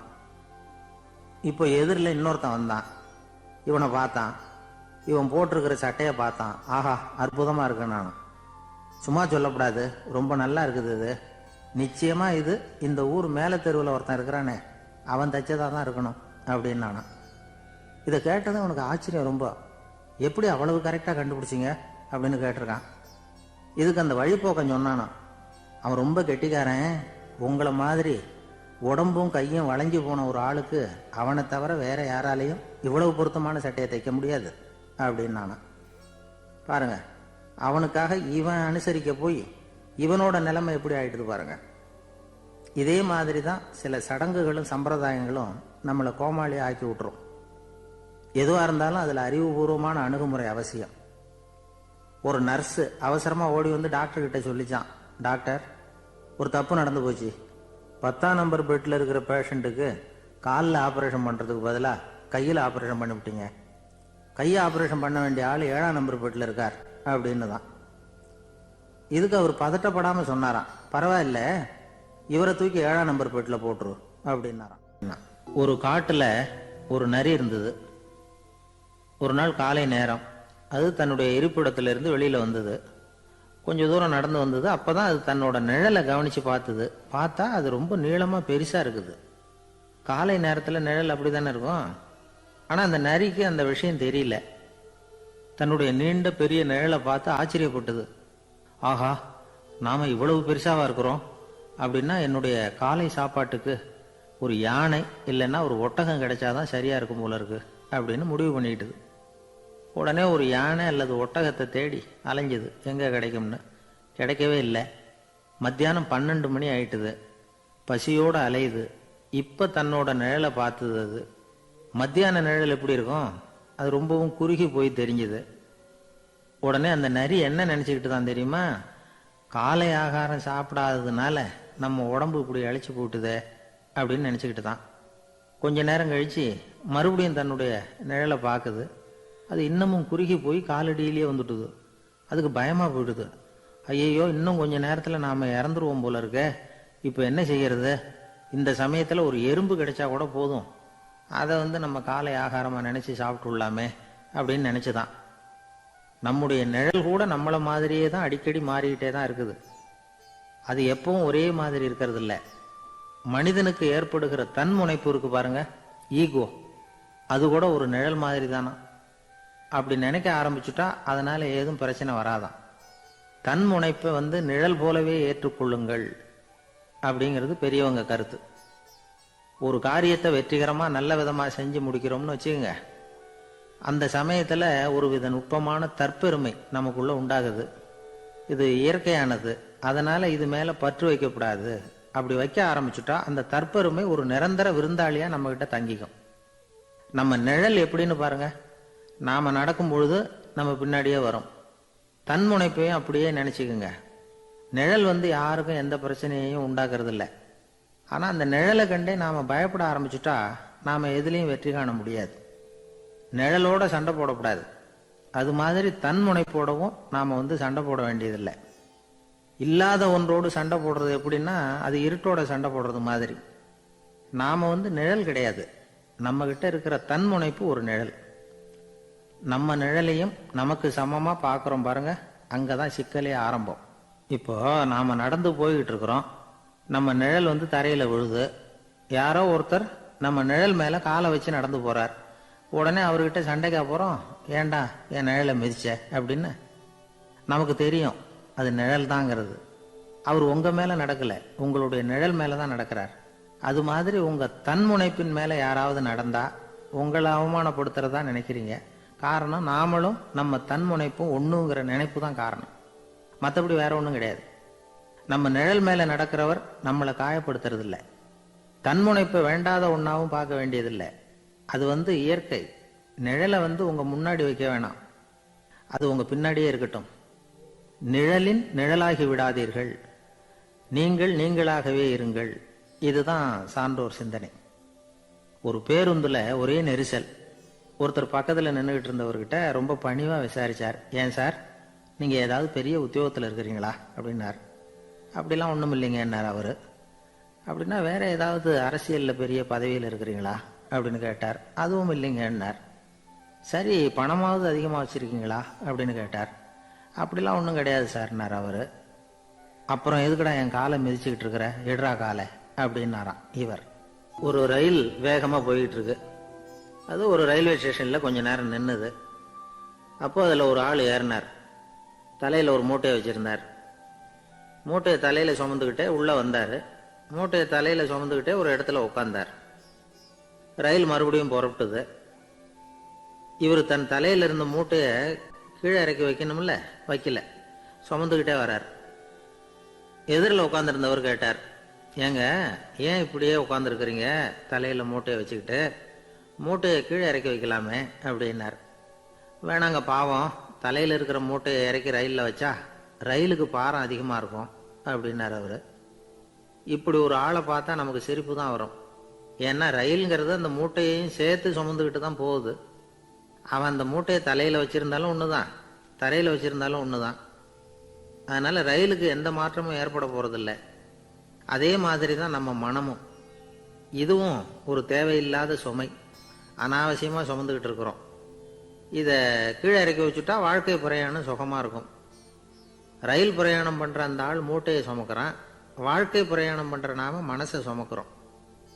இது ரெண்டுக்கும் எந்த வித்தியாசமும் இல்லை. மனசை கீழே இறக்கி வச்சுட்டா பாரம் இல்லாமல் வாழலாம், பறவைகள் மாதிரி பறக்கலாம், குழந்தைகள் மாதிரி கள்ளங்கபடம் இல்லாமல் வாழலாம். இந்த வெளி உலகத்தில் நாம் நிலை பெற்று இருக்கணும், வேரூன்றி இருக்கணும். அதே சமயம் நம்முடைய உள்வெளியில் ஆன்மீக வாழ்க்கையில் பாரம் இல்லாமல் இருக்கணும். அப்போ பறக்கணும், நதியை போல் ஓடணும், மிதக்கணும். பயணம் சுகமாக இருக்கும், களைப்பு தெரியாது, கவலை தெரியாது. ஒரு சீடன் போதி தர்மரை நாடி வந்தான். குருவே, நீங்கள் என்ன வெறுமையாக இருக்க சொன்னீங்க, நான் இப்போ மறுபடியும் வெறுமையானவன் ஆகிட்டேன், அதனால் இப்போ என்ன செய்ய சொல்கிறீங்க என்ன அப்படின்னு சொல்லி நின்னான். உடனே அந்த குரு பக்கத்தில் இருந்த ஒரு குச்சியை எடுத்து அவன் தலையில் அடித்து, போய் அந்த வெற்றுத்தன்மையையும் வீசி எறிந்து விட்டு வா அப்படின்னார். நான் இப்போ காலியாக இருக்கிறேன்னு ஒருத்தன் சொல்கிறான்னு வச்சுங்க, அது உண்மை இல்லை. ஏன்னா இன்னமும் அதில் நான்கிற எண்ணம் இருக்குது. எந்த சிந்தனையும் இல்லாமல் இருக்கிறது கடினம்தான்.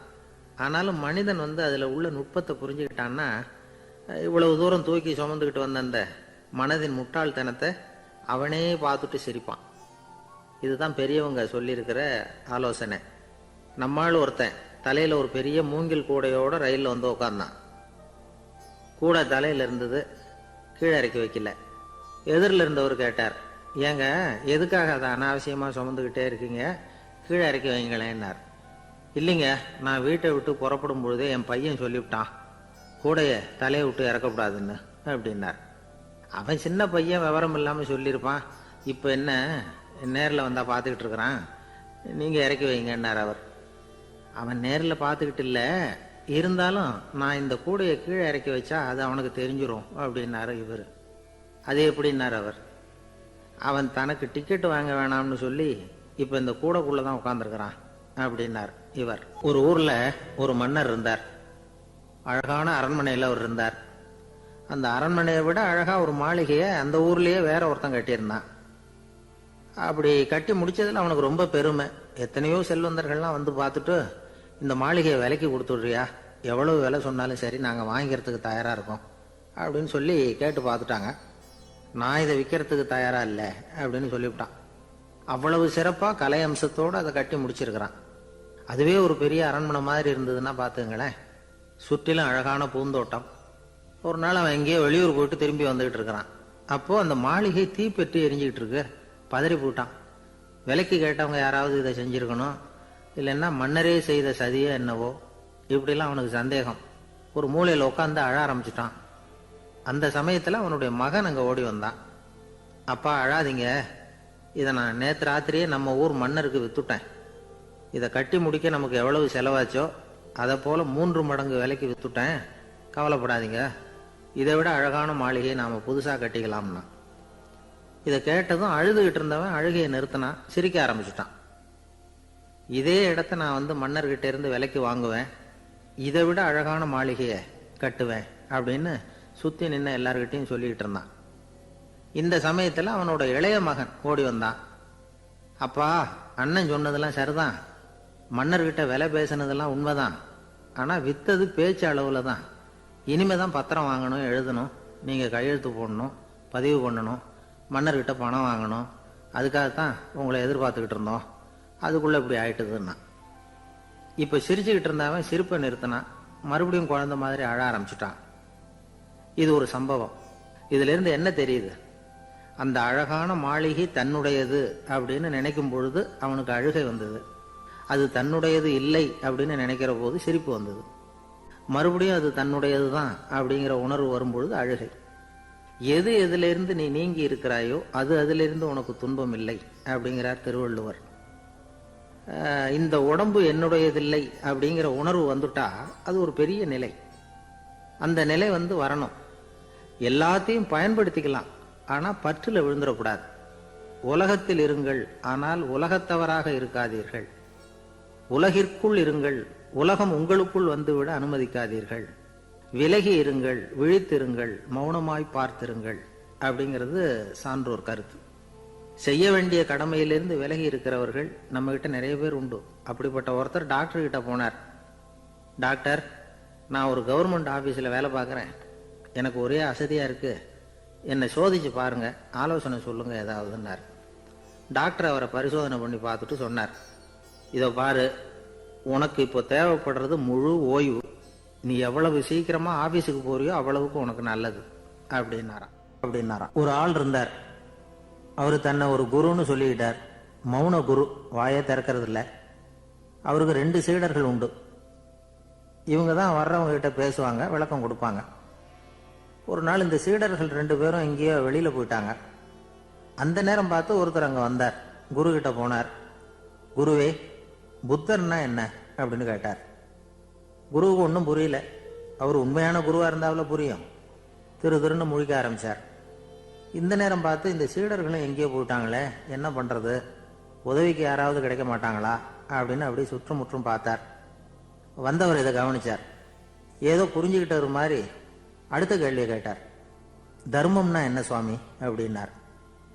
குருவுக்கு ரொம்ப சங்கடமா போச்சு.